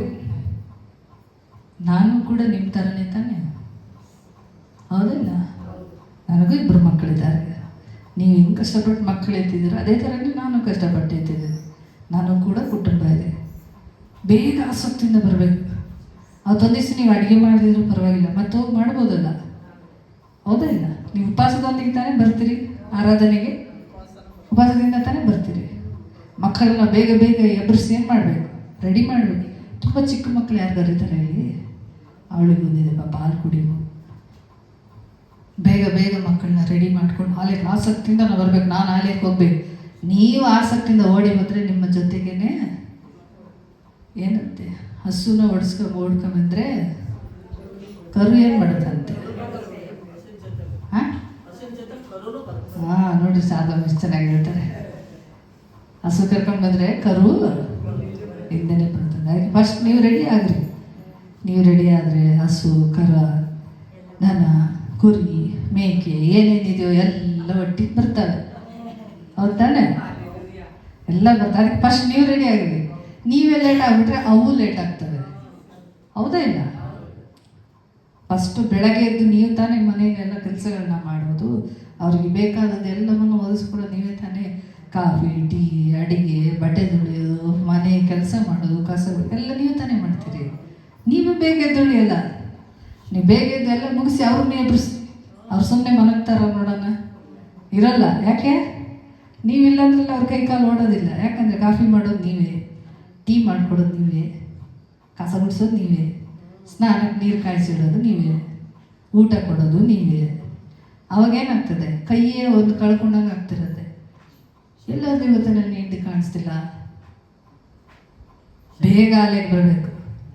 ಬೇಗ ಆಲೆಗೆ ಅಂತ ಹೇಳಿದ ತಕ್ಷಣ ಏನಾಗ್ತಾರೆ, ಅವರು ರೆಡಿಯಾಗಿ ಬರ್ತಾರೆ ನಿಮ್ಮ ಜೊತೆಲಿ, ಅಲ್ವಾ? ನೀವು ಸ್ಟ್ರಾಂಗ್ ಆಗಿದ್ದರೆ ಅವರನ್ನು ಕೂಡ ಸ್ಟ್ರಾಂಗ್ ಮಾಡ್ಬೋದು. ನಿಮ್ಮ ಮಕ್ಕಳನ್ನು ಕೂಡ ನೀವು ದೇವರಲ್ಲಿ ಬೆಳೆಸ್ಬೋದು. ದೇವರು ಎಲ್ಲರನ್ನು ಕೂಡ ಎಲ್ಲರಿಗೋಸ್ಕರ ಪ್ರಾಣವನ್ನು ಕೊಟ್ಟಿದ್ದಾರೆ. ನಾವು ಅಷ್ಟೇ ಜನ ಇವ್ರ ಲೋಕದಲ್ಲಿ ಎಷ್ಟೋ ಜನ ಇದ್ದಾರೆ. ಯಾವ ಜಾತಿ ಭೇದ ಭಾವ ಯಾವುದು ಕೂಡ ಇರಬಾರ್ದು ನಮ್ಮಲ್ಲಿ. ಯಾವುದು ಬೇಡ ನಮಗೆ. ನಮ್ಮಾಗೆ ಅವರು ಕೂಡ, ಅವರನ್ನು ಕೂಡ ನಾವು ದೇವರ ಬಳಿಗೆ ನಡೆಸಬೇಕು. ದೇವರೇ ಆ ಮಕ್ಕಳನ್ನು ರಕ್ಷಿಸು, ಅಲ್ವಾ? ನೀವು ಹೋಗಿ ಅವ್ರಿಗೆ ಹೇಳಬೇಕಂತ ಏನಿಲ್ಲ. ನೀವು ಮನೆಯಲ್ಲೇ ಕೂತ್ಕೊಂಡು ಪ್ರಾರ್ಥನೆ ಮಾಡಿದರೆ ಸಾಕು. ನಿಮ್ಮ ಹತ್ರ ಬಂದು ಯಾರಾದರೂ ನಮಗೆ ಈ ಥರ ಹುಷಾರಿಲ್ಲ, ನಮಗೆ ಕಷ್ಟ ಆಗಿದೆ ಅಂತ ಹೇಳುವಾಗ ಮನೇಲಿ ಆಯಿತು ಸಿಸ್ಟರ್, ಆಯಿತು ಬ್ರದರ್, ನಿಮಗೋಸ್ಕರ ನಾವು ಪ್ರಾರ್ಥನೆ ಮಾಡ್ತೀವಿ, ನಮ್ಮ ಪಾಸ್ಟರ್ಗೆ ನಾವು ಹೇಳ್ತೀವಿ. ಮತ್ತೆಲ್ಲಾದರೂ ನೀವು ಕೈ ಇಟ್ಟು ಪ್ರೇಯರ್ ಮಾಡಿರ, ಯಾವತ್ತೂ ಮಾಡೋಕ್ಕೆ ಹೋಗ್ಬೇಡ್ರಿ. ಇದೊಂದು ಮಾತ್ರ ಮಿಸ್ಟೇಕ್ ಮಾಡಲೇಬೇಡ್ರಿ. ಹೋಗಿ ಅವ್ರ ತಲೆಗಳ ಮೇಲೆ ಕೈ ಇಟ್ಟು ಪ್ರೇಯರ್ ಮಾಡೋಕ್ಕೆ ಹೋಗ್ಬೇಡ್ರಿ. ಯಾವುದೇ ಕಾರಣಕ್ಕೂ ಪ್ರೇಯರ್ ಮಾಡಿದ್ರೆ ಆಯಿತು, ನಮ್ಮ ಪಾಸ್ಟರ್ ಇದ್ದಾರೆ, ಪಾಸ್ಟರ್ ಹತ್ರ ನಾವು ಹೇಳ್ತೀವಿ, ಅವ್ರು ನಿಮಗೋಸ್ಕರ ಪ್ರೇಯರ್ ಮಾಡ್ತಾರೆ, ಆಯಿತು. ನಾವು ನಮ್ಮ ಕುಟುಂಬ ಪ್ರೇಯರಲ್ಲಿ ನಿಮಗಾಗಿ ನಾವು ಒಂದು ನಿಮಿಷ ಬೇಕಾದ್ರೆ ಅಲ್ಲೇ ನಿಂತು ಬೇಕಾದ್ರೆ ನೀವು ಪ್ರೇಯರ್ ಮಾಡಿ, ಅಥವಾ ಅವ್ರ ಮನೇಲಿ ಕೂತ್ಕೊಂಡು ಬೇಕಾದ್ರೆ ಪ್ರಾರ್ಥನೆ ಮಾಡಿ, ಇಲ್ಲ ದೇವ್ರ ಕುರಿತು ಹೇಳಿ, ಇಲ್ಲ ನಿಮ್ಮ ಸಾಕ್ಷಿ ನೀವು ಹೆಂಗೆ ದೇವ್ರನ್ನ ಕಂಡುಕೊಂಡ್ರೋ, ಯಾಕೆ ಇವತ್ತು ದೇವ್ರು ನಮಗೆ ಬಂದಿದ್ದೀರೋ.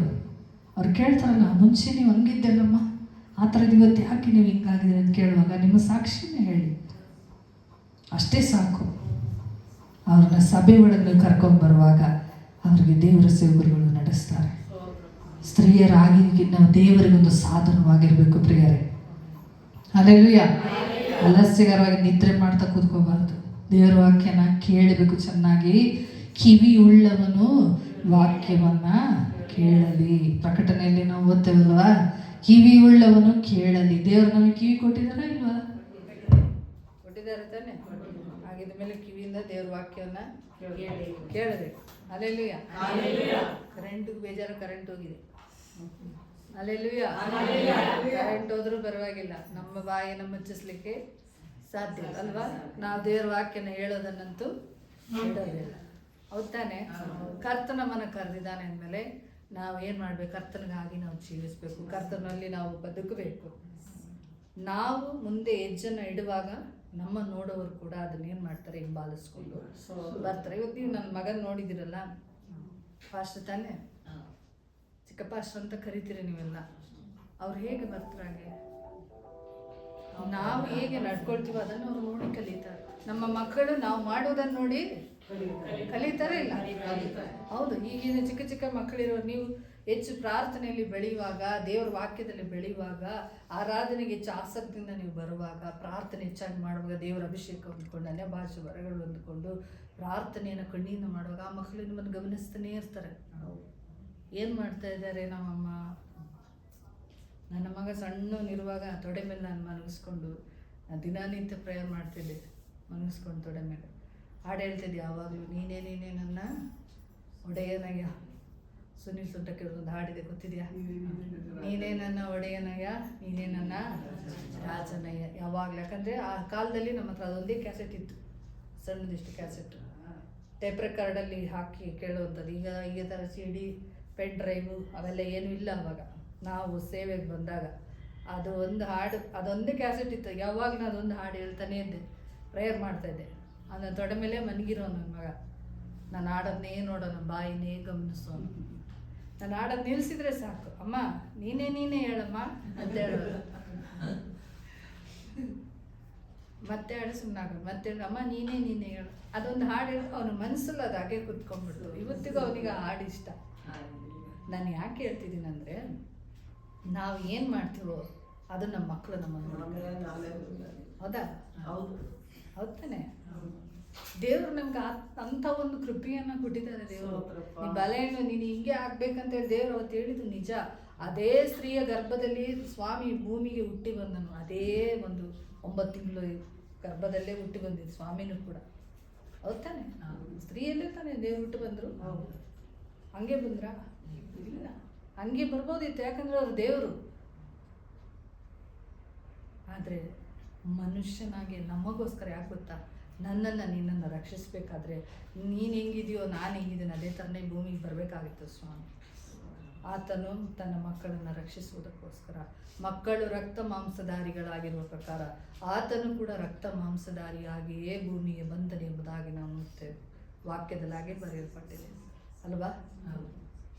ಯಾಕಂದರೆ ನಾವೆಲ್ಲರೂ ಕೂಡ ಯಜ್ಞದ ಕುರಿಯಾದ ಆತನ ವಿವಾಹಕ್ಕೆ ನಾವೆಲ್ಲರೂ ಏನಾಗಬೇಕು? ಸಿದ್ಧವಾಗಬೇಕು. ಒಬ್ಬ ಕನ್ನಿಕೆನಿಗೆ ಮದುವೆ ಆಗುವಂತಿರ್ತಾರೆ, ಆಗಿದವ್ರು ಇರ್ತಾರೆ. ನಿಮಗೆ ಗೊತ್ತಿರುತ್ತೆ, ಮದುವೆ ಸಮಯದಲ್ಲಿ ಸ್ತ್ರೀಯು ಮೊದಲಗಿತ್ತಿಯು ಆ ಮದುಮಗನಿಗೋಸ್ಕರ ಏನು ಮಾಡ್ತಾಳೆ? ತನ್ನನ್ನು ಯಾವ ರೀತಿ ಎಲ್ಲ ಶೃಂಗರಿಸ್ಕೊಳ್ತಾಳೆ. ಹೌದಾನೆ?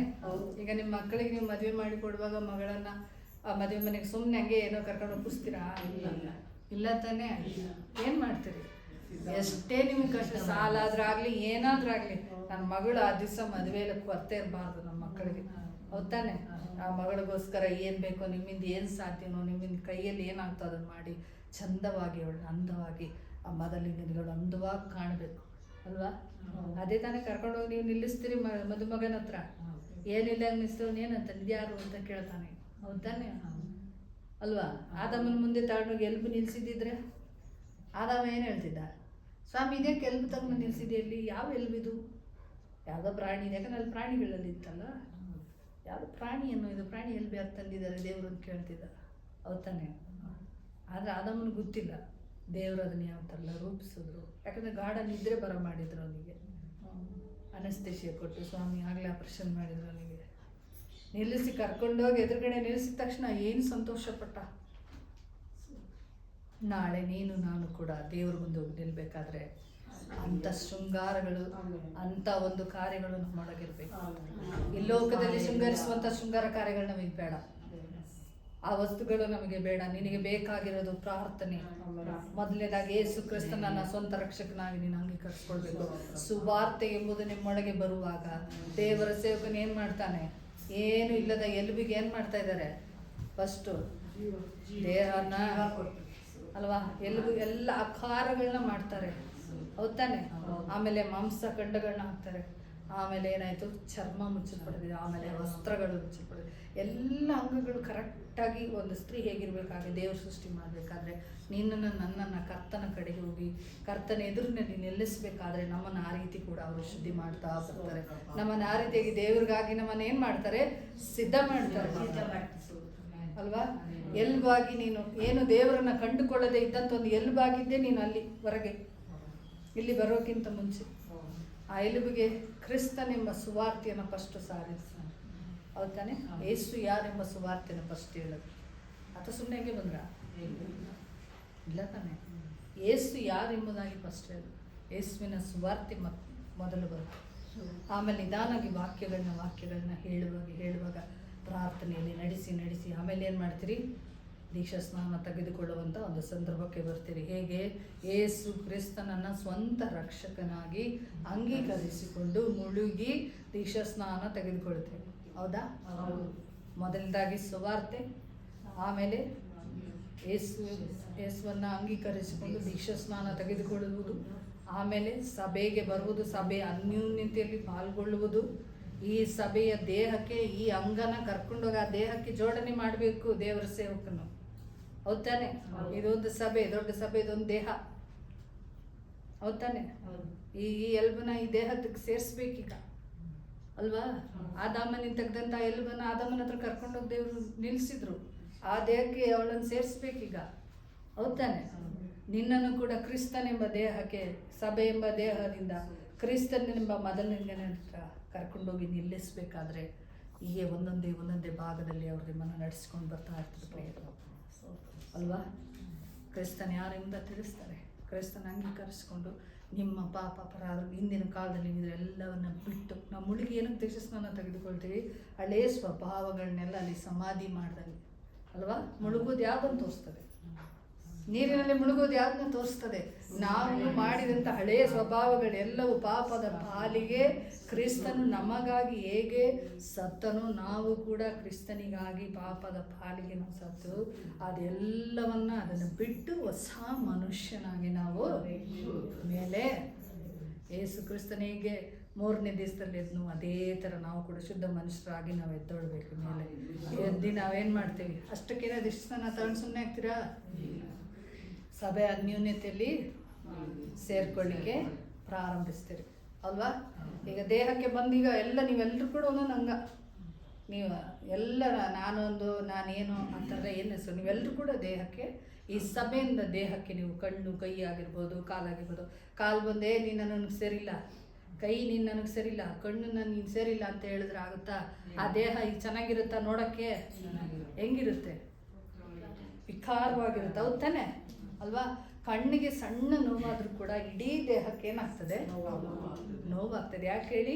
ಎಲ್ಲ ದೇಹವು ಕೂಡ ನರಗಳಿಂದ ಸೃಷ್ಟಿ ಮಾಡಿರುವಂಥ ಎಲ್ಲ ನರಗಳಿಂದ ಜೋಡಣೆ ಆದದೇ ನಮ್ಮ ಶರೀರ. ಒಂದು ನರದಲ್ಲಿ ಎಲ್ಲಾದರೂ ಸಣ್ಣ ನೋವಾದರೆ ಇಡೀ ದೇಹದಲ್ಲಿ ನೋವು ಪ್ರಾರಂಭಿಸ್ತದೆ. ಅದೇ ಪ್ರಕಾರ ನಿಮ್ಮಲ್ಲಿ ಯಾವುದಾದ್ರು ಒಂದು ಅಂಗ ಸ್ವಲ್ಪ ಆಚೆ ಈಚೆ ಆಗುವಾಗ ಆ ನಡೆಸುವಂಥ ಯೇಸು ಸ್ವಾಮಿಗೆ ಎಷ್ಟು ಇದಾಗ್ತದೆ, ಸಭಾ ಪಾಲಕನಿಗೂ ಕೂಡ ಅಷ್ಟೇ ನೋವಾಗ್ತದೆ. ಅಯ್ಯೋ, ನಾನು ಕರ್ತನಿಗಾಗಿ ಸಿದ್ಧ ಮಾಡಿ ಹಂಗ ಈ ದೇಹಕ್ಕೆ ಸೇರಿಸಿದ್ದೀನಿ, ಇದು ಎಲ್ಲಿ ಏನಾಗ್ತದೋ, ಸ್ವಲ್ಪ ಇದು ಬಲಹೀನ ಆಗಿದೆಯೋ, ಎಲ್ಲಾದರೂ ಸ್ವಲ್ಪ ಏನಾದರೂ ಹುಷಾರಿಲ್ಲದಾಗಿದೆಯೋ, ಏನು ಮಾಡ್ತಾರೆ? ತಕ್ಷಣ ಅದನ್ನು ಸರಿಪಡಿಸಿ ಮತ್ತೆ ಆ ಅಂಗದಲ್ಲಿ ಸೇರಿಸಬೇಕು ಅಲ್ವಾ?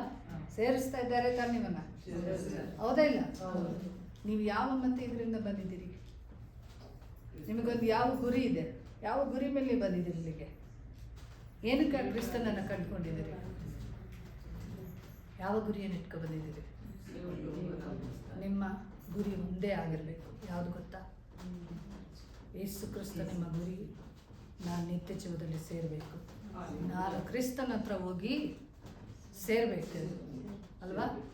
ನಿಮ್ಮನ್ನು ಕ್ರಿಸ್ತನ ಬಳಿಗೆ ತಗೊಂಡೋಗಿ ನಿಲ್ಬೇಕಂದ್ರೆ ಅವಳನ್ನ ಯಾವ ರೀತಿ ದೇವರು ಎಲ್ಲ ರೀತಿಯಲ್ಲಿ ಅವಳನ್ನ ಸೃಷ್ಟಿ ಮಾಡಿದ್ರು ಅದೇ ಪ್ರಕಾರ ದೇವ್ರ ಸೇವಕರುಗಳು ನಿಮ್ಮನ್ನು ಎಲ್ಲ ರೀತಿಯಿಂದಲೂ ಕೂಡ ಏನು ಮಾಡಬೇಕು? ಕ್ರಿಸ್ತನಿಗಾಗಿ ಸಿದ್ಧ ಮಾಡಬೇಕು. ಪ್ರಕಟಣೆ ಗ್ರಂಥ 19ನೇ 7ನೇ ವಚನ ಯಾರಾದರೂ ಓದಿ. ಪ್ರಕಟಣೆ ಲಾಸ್ಟ್ ವಾಕ್ಯನ ಮುಗಿಸುವ. ಪ್ರಕಟಣೆ ಗ್ರಂಥ 19ನೇ 7ನೇ ವಚನ ಬೇಗ ಓದಿ. ಕರೆಂಟ್ ಹೋಗಿದೆ, ಕಾಣಿಸ್ತದ? ಹಾಗಾದ್ರೆ ಸ್ಕ್ರೀನ್ ಮೇಲೆ ಯಜ್ಞದ ಕ್ರಿಯಾದಾತನ ವಿವಾಹ ಕಾಲವು ಬಂದು ಆತನಿಗೆ ವಿವಾಹವಾಗುವ ಕನ್ಯೆ ತನ್ನನ್ನು ಸಿದ್ಧ ಮಾಡಿಕೊಂಡಿದ್ದಾಳೆ.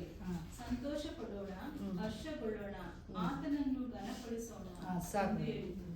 ಏನಂತ 7ನೇ ವಚನದಲ್ಲಿ ಏನಿದೆ? ಯಜ್ಞದ ಕುರಿಯಾದಾತನಿಗೆ ವಿವಾಹವಾಗುವ ಕನ್ಯೆ ಏನಾಗಿದ್ದಾಳಂತೆ? ತನ್ನನ್ನು ಸಿದ್ಧ ಮಾಡ್ಕೊಂಡಿದ್ದೀರಾ? ಮಾಡ್ಕೊಳ್ತಾ ಇದ್ದೀರಾ? ಏನು ಮಾಡಿದ್ದೀರಿ? ಸಿದ್ಧ? Very good. ಮಾಡ್ಕೊಳ್ತಾ ಇರಬೇಕು. ಯಾಕೆ ಗೊತ್ತಾ? ಅವಾಗವಾಗ ಒಂದೊಂದೊಂದೊಂದು ಅಲ್ಲಲ್ಲಿ ಏನಾದರೂ ಕಾಣಿಸ್ತಾ ಇರುತ್ತೆ. ಚಿಕ್ಕ ಎಲ್ಲಾದರೂ ಒಂದು ಕಡೆ ಕಣ್ಣಿಗೆ ಎಲ್ಲಾದರೂ ಏನಾದ್ರು ಆಗ್ತದೆ, ಕೈಗೆ ಏನಾದರೂ ಆಗ್ತಿರುತ್ತೆ. ಅಂದರೆ ನಿಮ್ಮ ಕೈ ಕಾಲಿಗೆ ನಾನು ಹೇಳ್ತಾ ಇಲ್ಲ, ಈ ಸಭೆ ಎಂಬ ದೇಹಕ್ಕೆ ಸೇರಿದ ಅಂಗಗಳು, ಒಬ್ರೊಬ್ರಿಗೆ ಒಂದೊಂದೊಂದು ಏನೇನೋ ಆಗ್ತಾ ಇರುತ್ತೆ. ಆವಾಗ ತನ್ನ ಸೇವಕನೇ ಮಾಡಿ ದೇಹನ ಏನು ಮಾಡ್ತಿರ್ತಾರೆ, ಕಾಪಾಡ್ಕೊಳ್ಬೇಕು, ದೇವ್ರ ಮುಂದೆ ಕರ್ಕೊಂಡೋಗಿ ನಿಲ್ಲಿಸ್ಬೇಕಲ್ಲ ನಿಮ್ಮನ್ನ. ಹೌದು ತಾನೆ? ಈಗ ಎಷ್ಟೋ ದೇಹಗಳ ಅಂಗಗಳು ಇಲ್ಲದೆ ಭೂಮಿ ಮೇಲೆ ಎಲ್ಲೆಲ್ಲೋ ಜೀವಿಸ್ತಾ ಇದ್ದಾವೆ. ಹೌದು ತಾನೆ? ನಮಗೆ ಶಿರಸ್ಸು ಯೇಸು ಸ್ವಾಮಿ ಅಲ್ವಾ? ಸ್ತ್ರೀಗೆ ಶಿರಸ್ಸು ಯಾರು? ಸ್ತ್ರೀಗೆ ಪುರುಷ. ಕರೆಕ್ಟ್ ಅಲ್ವಾ? ಕ್ರಿಸ್ತನು ಹೇಗೆ ಸಭೆಗೆ ಶಿರಸ್ಸಾಗಿದ್ದಾನೋ ಅದೇ ಪ್ರಕಾರ ಸ್ತ್ರೀಗೆ ತನ್ನ ಗಂಡನು ಶಿರಸ್ಸಾಗಿದ್ದಾನಂತಲೇ ವಾಕ್ಯದಲ್ಲಿ ಬರೆಯಲ್ಪಟ್ಟಿದೆ. ಸ್ತ್ರೀಯರೇ, ನೀವು ನಿಮ್ಮ ಗಂಡಂದಿರಿಗೆ ಅಧೀನರಾಗಿರಿ, ಪುರುಷರೇ ನಿಮ್ಮ ಹೆಂಡತಿಯರನ್ನು ಪ್ರೀತಿಸ್ರಿ ಅಂತ ವಾಕ್ಯದಲ್ಲಿ ಬರೆಯಲ್ಪಟ್ಟಿದೆ ಅಲ್ವಾ? ಅಧೀನರಾಗಿರ್ಬೇಕು. ಹೌದು, ತಲೆಗೆ ನೀವು ಬೆಲೆಯನ್ನು ಕೊಡಬೇಕಾದದ್ದೇ. ಆದರೆ ಅವರು ತಪ್ಪು ಮಾಡುವಾಗ ಕೂಡ ನೀವು ಎಚ್ಚರಿಸಬೇಕು. ದೇವರನ್ನ ಅರಿಯದೆ, ಒಂದು ವೇಳೆ ದೇವ್ರನ್ನ ಅರಿಯದೇ ಇರುವಂಥ ಗಂಡನಿದ್ದರೆ ಅಂಥವ್ರಿಗೋಸ್ಕರ ಪ್ರಾರ್ಥನೆ ಮಾಡಬೇಕು. ಸ್ವಾಮಿ, ಅವ್ರನ್ನ ದೇವ್ರ ಕಡೆಗೆ ಹೇಗಾದರೂ ಮಾಡಿ ಕರ್ಕೊಂಡು ಬಾ ಎಂಬುದಾಗಿ. ಮಕ್ಕಳು ಒಂದು ವೇಳೆ ದೇವರನ್ನು ತಿಳಿಯದೆ ಲೋಕದ ಪ್ರಕಾರ ಜೀವಿಸ್ತಿದೆ, ದೇವರೇ ನನ್ನ ಮಕ್ಕಳನ್ನು ಕಾಪಾಡು, ನನಗೆ ಗರ್ಭಫಲವಾಗಿ ಕೊಟ್ಟಂಥ ಈ ಮಕ್ಕಳು ನಿನಗೋಸ್ಕರ ಜೀವಿಸ್ಬೇಕಪ್ಪ, ಮುಂದೆ ಬರುವಂಥ ದೈವ ಕೋಪದಿಂದ ತಪ್ಪಿಸ್ಕೊಳ್ಬೇಕು ಸ್ವಾಮಿ ಅಲ್ವಾ? ಯವನಸ್ಥರು ಕರ್ತನ ಕೈಯಲ್ಲಿರುವಂಥ ಅಂಬುಗಳಾಗಿದ್ದಾರಂತ ವಾಕ್ಯದಲ್ಲಿ ಬರೆಯಲ್ಪಟ್ಟಿದೆ ಅಲ್ವಾ? ಯವನಸ್ಥನೇನಂತೆ ತನ್ನ ನಡತೆಯನ್ನು ವಾಕ್ಯದಿಂದ ಸರಿಪಡಿಸ್ಕೊಳ್ಬೇಕು. 119ನೇ ಕೀರ್ತನೆ ಓದ್ತೀವಿ. ನಿಮ್ಮ ಮಕ್ಕಳಿಗೆ ಒಂದು ವೇಳೆ ನಿಮಗೆ ಬೈಬಲ್ ಓದಕ್ಕೆ ಬರ್ತಿದ್ರು ಪರವಾಗಿಲ್ಲ, ಮನೇಲಿ ಯಾರಾದರೂ ಬೈಬಲ್ ಓದೋರಿದ್ದರೆ ನಿಮಗೆ ಸಭೆಯಲ್ಲಿ ಸೇವಕರುಗಳು ಹೇಳುವಂಥ ವಾಕ್ಯಗಳು ನಾವೆಲ್ಲ ಬರೆದಿಟ್ಕೊಂಡು ಮನೇಲಿ ಹೋಗಿ ಅವ್ರಿಗೆ ಹೇಳಿ, ಪಾಸ್ಟ್ರು ಇವತ್ತು ಈ ಥರ ವಾಕ್ಯ ಹೇಳಿದ್ದಾರೆ, ಪಾಸ್ಟ್ರಮ್ಮ ಇವತ್ತು ವಾಕ್ಯ ಹೇಳಿದ್ದಾರೆ, ಚಿಕ್ಕಪಾಶ್ರಿ ವಾಕ್ಯ ಹೇಳಿದ್ದಾರೆ, ಅದೇನು ನನಗೆ ಓದಿ ಹೇಳಪ್ಪ, ಏನು ಹೇಳಿದ್ರು? ಇಲ್ಲ, ಬೈಬಲ್ ಓದಲಿಕ್ಕೆ ಪಾಸ್ಟ್ ಹೇಳಿದ್ರಲ್ಲ, ಓದ್ತಾ ಇದ್ದೀರಾ? ಎಷ್ಟೆಷ್ಟು ವಚನ ಓದಲಿಕ್ಕೆ ಹೇಳಿದರು ನ್ಯೂ ಇಯರಲ್ಲಿ? ಓದ್ತಾ ಇದ್ದೀರಾ? ನಿಮ್ಗೆ ಓದಕ್ಕೆ ಬರ್ದಿದ್ರೆ ನಿಮ್ಮ ಮಕ್ಕಳ ಹತ್ರ ಹೇಳಿ ಓದಿಸ್ರಿ. ಓದಪ್ಪ, ನಾನು ಕಿವಿಯಲ್ಲಿ ಕೇಳಿಸ್ಕೊಳ್ಳಿ.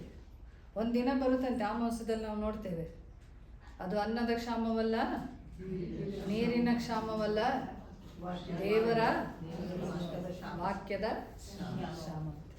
ಆ ಸಮಯದಲ್ಲಿ ನಮಗೆ ಬೈಬಲ್ ಸಿಕ್ಕೋದಿಲ್ಲ, ಪಾಸ್ಟರ್ಗಳು ಸಿಕ್ಕೋದಿಲ್ಲ, ಬೋಧಕರುಗಳು ಯಾರೂ ಸಿಗೋದಿಲ್ಲ, ಸಭೆಗಳಿರೋದಿಲ್ಲ. ಅಂಥ ಒಂದು ದಿನಗಳು, ಕಠಿಣ ದಿನಗಳು ಬರ್ತದೆ. ವಾಕ್ಯದಲ್ಲಿ ಬರೆಯಲ್ಪಟ್ಟಿದೆ ಅಂದಮೇಲೆ ವಾಕ್ಯದಲ್ಲಿ ಬರೆದಿರುವ ಎಲ್ಲವೂ ನೆರವೇರ್ತದೆ. ಆ ಸಮಯದಲ್ಲಿ ದೇವರು ನಮಗೆ ಬಲವನ್ನು, ಶಕ್ತಿಯನ್ನು ಕೊಡುವುದಕ್ಕೋಸ್ಕರ ನಾವೇನು ಮಾಡೋದು? ಈಗಲಿಂದ ಪ್ರಾರ್ಥನೆ ಮಾಡಬೇಕು. ದೇವರ ವಾಕ್ಯಗಳನ್ನ ಹೆಚ್ಚಾಗಿ ಓದಿ ಓದಿ ಬಾಯಾಟ ಮಾಡಿಕೊಂಡು ತಲೆ ಒಳಗೆ ಇಟ್ಕೋಬೇಕು. ಅದನ್ನು ಒಂದು ವೇಳೆ ವಾಕ್ಯದಲ್ಲಿ ಈಗ ನೀವು ಹೊರಗಡೆ ಹೋಗಿರ್ತೀರಿ, ಬೈಬಲ್ ಇರಲ್ಲ ನಿಮ್ಮ ಕೈಯಲ್ಲಿ, ಹೌದು ತಾನೆ? ಯಾರಾದರೂ ಕೇಳ್ತಾರೆ, ಅವಾಗ ಏನು ಮಾಡ್ಬೋದು? ಆ ವಾಕ್ಯನ ಅವ್ರಿಗೆ ಹೇಳ್ಬೋದು. ನೀವು ಈ ಥರ ವಾಕ್ಯ ನಮ್ಮ ಭಾಷೆ ಹೇಳಿದ್ದಾರೆ, ಬೈಬಲಲ್ಲಿ ಹಿಂಗೆ ಬರೆಯಲ್ಪಟ್ಟಿದೆಪ್ಪ, ಈ ಥರ ಇರಬೇಕು, ನೀವು ಹಿಂಗೆ ನಡ್ಕೋಬೇಕಂತ. ನೀವು ವಾಕ್ಯನೇ ಗೊತ್ತಿದೆ ಹೋದರೆ ನೀವು ಯಾರಿಗೇನು ಹೇಳ್ತೀರಿ? ವಾಕ್ಯವನ್ನು ಕೇಳ್ಕೊಳ್ಬೇಕು. ಅದಕ್ಕೆ ಹೇಳೋದು, ನಾನು ನಿದ್ದೆ ಮಾಡಕ್ಕೆ ಹೋಗ್ಬೇಡ್ರಿ, ಬಲಹೀನರಾಗಬೇಡ್ರಿ, ಅಲಸ್ಯವಾಗಿರ್ಬೇಡ್ರಿ, ಕಿವಿಯಲ್ಲಿ ಕೇಳಿಸ್ಕೊಳ್ರಿ ವಾಕ್ಯನ. ಸೈತಾನ ಹೆಚ್ಚು ಕಿವಿಯನ್ನೇ ಕೇಳಿದಾಗ ಏನು ಮಾಡ್ತಾನೆ ಅಲ್ವಾ?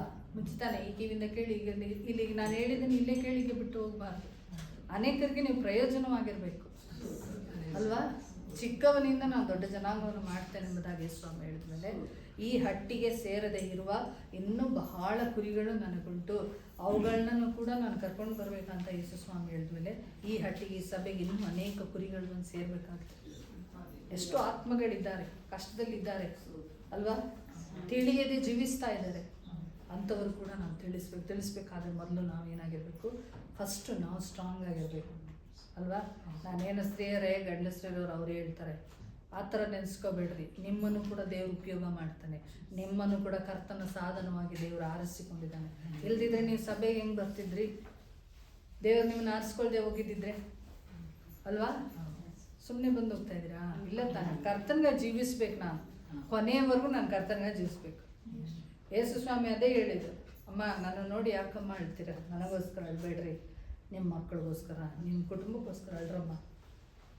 ಈಗ ನೀವೇನು ಮಾಡಿ? ದೇವ್ರ ಮುಂದೆ ಕಣ್ಣೀರಾಗ, ಸ್ವಾಮಿ ನನ್ನ ಕುಟುಂಬನ ರಕ್ಷಿಸು, ನನ್ನ ಮಕ್ಕಳನ್ನ ಕಾಪಾಡು. ಚಿಕ್ಕ ಮಕ್ಕಳ ಮೇಲೆ ನೀವು ಕೈ ಇಟ್ಟು, ನಿಮ್ಮ ಮಕ್ಕಳ ಮೇಲೆ ಬೇಕಾದ್ರೆ ನೀವು ಕೈಗೆ ಪ್ರೇಯರ್ ಮಾಡಿ, ನಾ ಬೇಡ ಅಂತ ಹೇಳ. ನಿಮ್ಮ ಮಕ್ಕಳ ಮೇಲೆ ಕೈ ಪ್ರೇಯರ್, ಸ್ವಾಮಿ ನನ್ನ ಮಗು ಬೆಳೆಯುವಾಗ, ಬೆಳೆಯೋದು ದೊಡ್ಡವನಾದರೂ ಕೂಡ, ದೊಡ್ಡವಳಾದರೂ ನಿನಗೋಸ್ಕರ ಜೀವಿಸ್ಬೇಕಪ್ಪ, ನನ್ನ ಮಗು ನಿನಗೋಸ್ಕರ ಜೀವಿಸ್ಬೇಕು, ನನ್ನ ಮಗಳು ನಿನಗೋಸ್ಕರ ಜೀವಿಸ್ಬೇಕು, ನನ್ನ ಮಗಳು ಹೋಗುವಂಥ ಕಾರ್ಯದಲ್ಲೂ ಕೂಡ ಅವಳನ್ನ ಕಾಪಾಡು, ಸ್ಕೂಲ್ಗೆ ಹೋಗಿ ಬರೋವರೆಗೂ ಸುರಕ್ಷಿತವಾಗಿ ಅವಳನ್ನ ಕಾಪಾಡು. ಮನೆಯಲ್ಲಿ ನೀವು ಪ್ರಾರ್ಥನೆ ಮಾಡಬೇಕು ನಿಮ್ಮ ಮಕ್ಕಳಿಗೋಸ್ಕರ ಹಾಲೆಲೂಯ. ನನ್ನ ಮಕ್ಕಳು ಸ್ಕೂಲಿಗೆ ಹೋಗಿ ಒಂದು ದಿವಸನೂ ಅವ್ರ ಅಪ್ಪನ ಹತ್ರ ಪ್ರೇಯರ್ ಮಾಡಿಸ್ಕೊಳ್ದೆ ಹೊರಗೆ ಹೋಗ್ತಾನೆ ಇರಲಿಲ್ಲ. ಅವರು ಎಲ್ಲಿ ಬೇಬಿ ಸಿಟ್ಟಿಂಗಿಂದ ಅವರು ಡಿಗ್ರಿ ಮುಗಿಸೋವರೆಗೂ ಡಿಗ್ರಿ ಮುಗಿಸುವವರೆಗೂ ಕೂಡ ಎಲ್ಲೇ ಹೊರಗೆ ಹೋದರೆ ಈಗಲೂ ಕೂಡ ನಿಮ್ಮ ಪಾಸ್ಟ್ ಇವಾಗಲೂ ಕೂಡ ಪ್ರೇಯರ್ ಮಾಡಿಸ್ಕೊಂಡೆ ಹೊರಗೆ ಹೋಗೋದು. ಸ್ಕೂಲಿಗೆ ಚಿಕ್ಕ ಮಕ್ಕಳು ಪಾಸ್ಟ್ ಅಲ್ಲಿ ಇಲ್ಲಿ ಪ್ರೇಯರ್ ಏನಾದರೂ ಹೋಗಿದ್ರು ಕೂಡ ನನ್ನ ಹತ್ರ ಪ್ರೇಯರ್ ಮಾಡಿಸ್ಕೊಂಡು, ಇಲ್ಲಾಂದರೆ ಫೋನ್ ಮಾಡೋರು ಅವ್ರ ಅಪ್ಪನಿಗೆ, ಬೆಳಗ್ಗೆ 9 ಗಂಟೆಗಪ್ಪ ಸ್ಕೂಲಿಗೆ ಹೋಗ್ತಿದ್ದೀವಿ ಪ್ರೇಯರ್ ಮಾಡಿ. ನಾನು ಯಾಕೆ ಹೇಳ್ತಿದ್ದೀನಿ ಅಂದರೆ, ನೀವು ಮಾಡುವ ಪ್ರಾರ್ಥನೆ ನಿಮ್ಮ ಮಕ್ಕಳನ್ನು ಕಾಪಾಡ್ತದೆ, ನಿಮ್ಮ ಕುಟುಂಬವನ್ನು ಕಾಪಾಡ್ತದೆ, ನಿಮ್ಮ ಗಂಡನನ್ನು ಕಾಪಾಡ್ತದೆ, ನಿಮ್ಮ ಕುಟುಂಬದ ಅಗತ್ಯಗಳನ್ನ ಸಂಧಿಸ್ತದೆ ಅಲ್ವಾ. ಆದಾಮನಿಗೆ ನೀನು ಜೀವಮಾನ ಎಲ್ಲ ದುಡಿದೇ ನೀನು ಸಾಕಬೇಕು ನೀನು ಹೆಂಡತಿ ಮಕ್ಕಳಂತ ದೇವರು ಹೇಳಿದ್ರು. ಹೌದು ತಾನೇ? ಅವ್ರು ದುಡಿಯೋದು ಅವ್ರ ಕೆಲಸ, ಅವ್ರು ಆ ರೀತಿ ದುಡಿಬೇಕು, ಅವ್ರಿಗೆ ಆ ರೀತಿ ಹಣ ಸಿಗ್ಬೇಕು. ನೀವು ಮನೇಲಿ ಸುಮ್ಮನೆ ಇರಬಾರ್ದು. ನೀವು ಕೆಲಸಕ್ಕೆ ಹೋಗ್ತಿದ್ರು ಮನೇಲಿ ಕೂತ್ಕೊಂಡು ಅವ್ರಿಗಾಗಿ ಪ್ರಾರ್ಥನೆ ಮಾಡಬೇಕು. ದೇವರೇ ನನ್ನ ಗಂಡನ್ನ ಆಶೀರ್ವಾದ ಮಾಡು, ಅವ್ರು ಮಾಡುವ ಕೆಲಸವನ್ನು ಆಶೀರ್ವಾದ ಮಾಡು, ಅವ್ರ ಕೈ ಇಟ್ಟ ಪ್ರಯಾಸವನ್ನು ಆಶೀರ್ವಾದ ಮಾಡು ದೇವರೇ. ನನ್ನ ಕುಟುಂಬ, ನನ್ನ ಮಗು ಇವತ್ತು ಸ್ಕೂಲಿಗೆ ಹೋಗಿದೆ, ನನ್ನ ಮಗಳು ಸ್ಕೂಲಿಗೆ ನಾನು ಕಳಿಸಿದ್ದೀನಿ, ನನ್ನ ಮಗ ಸ್ಕೂಲ್ಗೆ ಹೋಗಿದ್ದಾನೆ, ಕಾಲೇಜಿಗೆ ಹೋಗಿದ್ದಾನೆ, ಕೆಲಸಕ್ಕೆ ಹೋಗಿದ್ದಾನೆ, ಊರಿಗೆ ಹೋಗಿದ್ದಾನೆ, ನಮ್ಮ ಮಕ್ಕಳನ್ನ ಕಾಪಾಡಪ್ಪ ಅಂತೇಳಿ ಏನು ಮಾಡಬೇಕು? ಪ್ರಾರ್ಥನೆ ಮಾಡಬೇಕು ಯಾವಾಗಲೂ. ನೀವು ಅದಕ್ಕೆ ನಾನಿನ್ನು ಬಲಹೀನಳಲ್ಲ, ನಾನು ಬಲಹೀನವಾದಂಥ ಸ್ತ್ರೀಯಲ್ಲ, ನಾನು ಬಲಿಷ್ಠಳು, ನನ್ನ ಕರ್ತನಿಗಾಗಿ ನಾನು ಜೀವಿಸು ಆದಳು, ನಾನು ಕೊನೆಯವರೆಗೂ ನನ್ನ ದೇವರಿಗಾಗಿ ಜೀವಿಸ್ತೇನೆ ಎಂಬುದಾಗಿ ಅರಿಕೆ ಮಾಡ್ತಾರೆ. ಇವತ್ತು ಅರಿಕೆ ಮಾಡ್ತಾರೆ ಕರ್ತನ ಮುಂದೆ, ದೇವರೇ ನನ್ನ ಜೀವ ಇರುವ ತನಕ, ಈ ಜೀವ ಈ ದೇಹ ಮಣ್ಣಿಗೆ ಮಣ್ಣಾಗಿ ಹೋಗುವ ತನಕ ನಾನು ನಿನಗೋಸ್ಕರ ನಿನ್ನ ರಾಜ್ಯಕ್ಕಾಗಿ ನಾನು ಜೀವಿಸ್ತೇನೆ ಎಂಬುದಾಗಿ ಎಷ್ಟು ಜನ ಅರಿಕೆ ಮಾಡ್ತೀವಿ? ಹಾಲೆಲೂಯ. ದೇವರಿಗೆ ವಾಕ್ಯವನ್ನು ಆಶ್ವಾಸನೆ ಎದ್ದು ನಿಂತುಕೊಳ್ಳುವ ನಾವು ಎಲ್ಲರೂ, ಪ್ರತಿಯೊಬ್ಬರೆಲ್ಲರೂ ಎದ್ದು ನಿಂತುಕೊಳ್ಳಿ ಕರ್ತನ ಸನ್ನಿಧಿಯಲ್ಲಿ. ಹಾಲೆಲೂಯ. ಇವತ್ತು ನೀವು ಅರಿಕೆ ಮಾಡಿ, ದೇವರೇ, ನಾ ಹೇಳ್ದಂಗೆ ಹೇಳಿ, ದೇವರೇ ಏಸಪ್ಪ, ನಾನು ನಿನ್ನ ಮುಂದೆ ಬಂದು ನಿಂತಿದ್ದೇನೆ, ನಿನ್ನ ಸನ್ನಿಧಿಗೆ ಬಂದಿದ್ದೇನಪ್ಪ. ನಾನು ಬಲಹೀನಳಲ್ಲ ಸ್ವಾಮಿ, ನಿನ್ನ ಬಲದಿಂದ ನನ್ನನ್ನು ತುಂಬಿಸು ಸ್ವಾಮಿ. ನಾನು ಬಲಹೀನಳಾಗಿದ್ದರೂ ನಿನ್ನ ಬಲ ನನಗೆ ಸಾಧಕವಾಗಿದೆಪ್ಪ. ನಿನ್ನ ಬಲದಿಂದ ನನ್ನ ತುಂಬಿಸು, ನಿನ್ನ ಬಲದಿಂದ ನನ್ನ ನಡೆಸು, ನಿನ್ನ ರಾಜ್ಯಕ್ಕಾಗಿ ನಾನು ಉಪಯೋಗಿಸು, ನಿನಗೆ ಸಾಧನವಾಗಿ ನಾನು ಉಪಯೋಗಿಸು. ನಿನ್ನ ಕೃಪಾ ವರಗಳು ನನ್ನಲ್ಲಿ ಕಾರ್ಯ ಮಾಡಲಿ. ಎಲ್ಲರೂ ಹೇಳಿ ಬಾಯ್ತಾರೆ, ನಾನು ನಿನಗಾಗಿ ಉಪಯೋಗ ಆಗ್ಬೇಕಪ್ಪ. ಇಷ್ಟು ದಿನ ನಾನು ಬದುಕಿದ್ದು ಸಾಕು, ಇನ್ನು ಮುಂದೆ ನಾನು ನಿನಗಾಗಿ ಬದುಕಬೇಕಪ್ಪ, ಇನ್ನು ಮುಂದೆ ನಾನು ನಿನಗಾಗಿ ಜೀವಿಸ್ಬೇಕಪ್ಪ. ನನಗೆ ಶಕ್ತಿ ಕೊಡು, ನನಗೆ ಬಲ ಕೊಡು, ನನಗೆ ಆರೋಗ್ಯ ಕೊಡು, ನನಗೆ ಜ್ಞಾನವನ್ನು ಅನುಗ್ರಹಿಸು, ಪ್ರಾರ್ಥನಾ ಅಭಿಷೇಕದಿಂದ ತುಂಬಿಸು, ಪವಿತ್ರಾತ್ಮನ ಬಲದಿಂದ ತುಂಬಿಸು, ವಾಕ್ಯದ ಜ್ಞಾನದಿಂದ ತುಂಬಿಸು. ನನ್ನ ಹೃದಯದೊಳಗೆ ಬಾ, ನನ್ನನ್ನು ಉಪಯೋಗಿಸು, ನನ್ನ ನಿನಗಾಗಿ ಆರಿಸಿಕೋ ಸ್ವಾಮಿ. ಒಂದು ದಿನ ನೀನು ಬರುವಾಗ ನಾನು ನನ್ನ ಕುಟುಂಬವು ಎತ್ತಲ್ಪಡಬೇಕಪ್ಪ. ನಿನಗಾಗಿ ನಾವು ಜೀವಿಸ್ತೇವೆ ಸ್ವಾಮಿ. ನಮ್ಮ ಮೇಲಿದ್ದಂತೆಲ್ಲ ಶಾಪಗಳು, ಎಲ್ಲ ಪಾಪದ ಕಾರ್ಯಗಳು, ಎಲ್ಲ 3-4 ತಲೆಯ ಶಾಪಗಳು ನಿನ್ನ ನಾಮದಲ್ಲಿ ಮುರಿದು ಹೋಗಲಿ ಸ್ವಾಮಿ. ಯಾವುದೇ ಅಂಧಕಾರದ ಕ್ರಿಯೆಗಳು ನನ್ನನ್ನಾಗಲಿ ನನ್ನ ಕುಟುಂಬವನ್ನಾಗಲಿ ಮುಟ್ಟಬಾರದು. ನಮ್ಮನ್ನು ಆಶೀರ್ವದಿಸು. ನಾವು ನಿನಗಾಗಿಯೇ ಜೀವಿಸ್ತೇವಪ್ಪ. ಏನೇ ಬಂದರೂ ಪರವಾಗಿಲ್ಲ, ಎಷ್ಟೇ ಕಷ್ಟಗಳು ಬಂದರೂ ಪರವಾಗಿಲ್ಲ, ಎಡವಿ ಬೀಳದ ಹಾಗೆ, ಹಿಂಜಾರಿ ಹೋಗದ ಹಾಗೆ ನನ್ನನ್ನು ನಡೆಸು, ನನ್ನನ್ನು ಕಾಪಾಡು, ನನ್ನನ್ನು ಬಲಪಡಿಸಪ್ಪ. ನಾನು ನಿನಗಾಗಿ ಜೀವಿಸ್ತೇನೆ, ನಿನಗಾಗಿ ಮಾತ್ರವೇ ಜೀವಿಸ್ತೇನಪ್ಪ. ನನಗೆ ನೀನು ಬೇಕಪ್ಪ.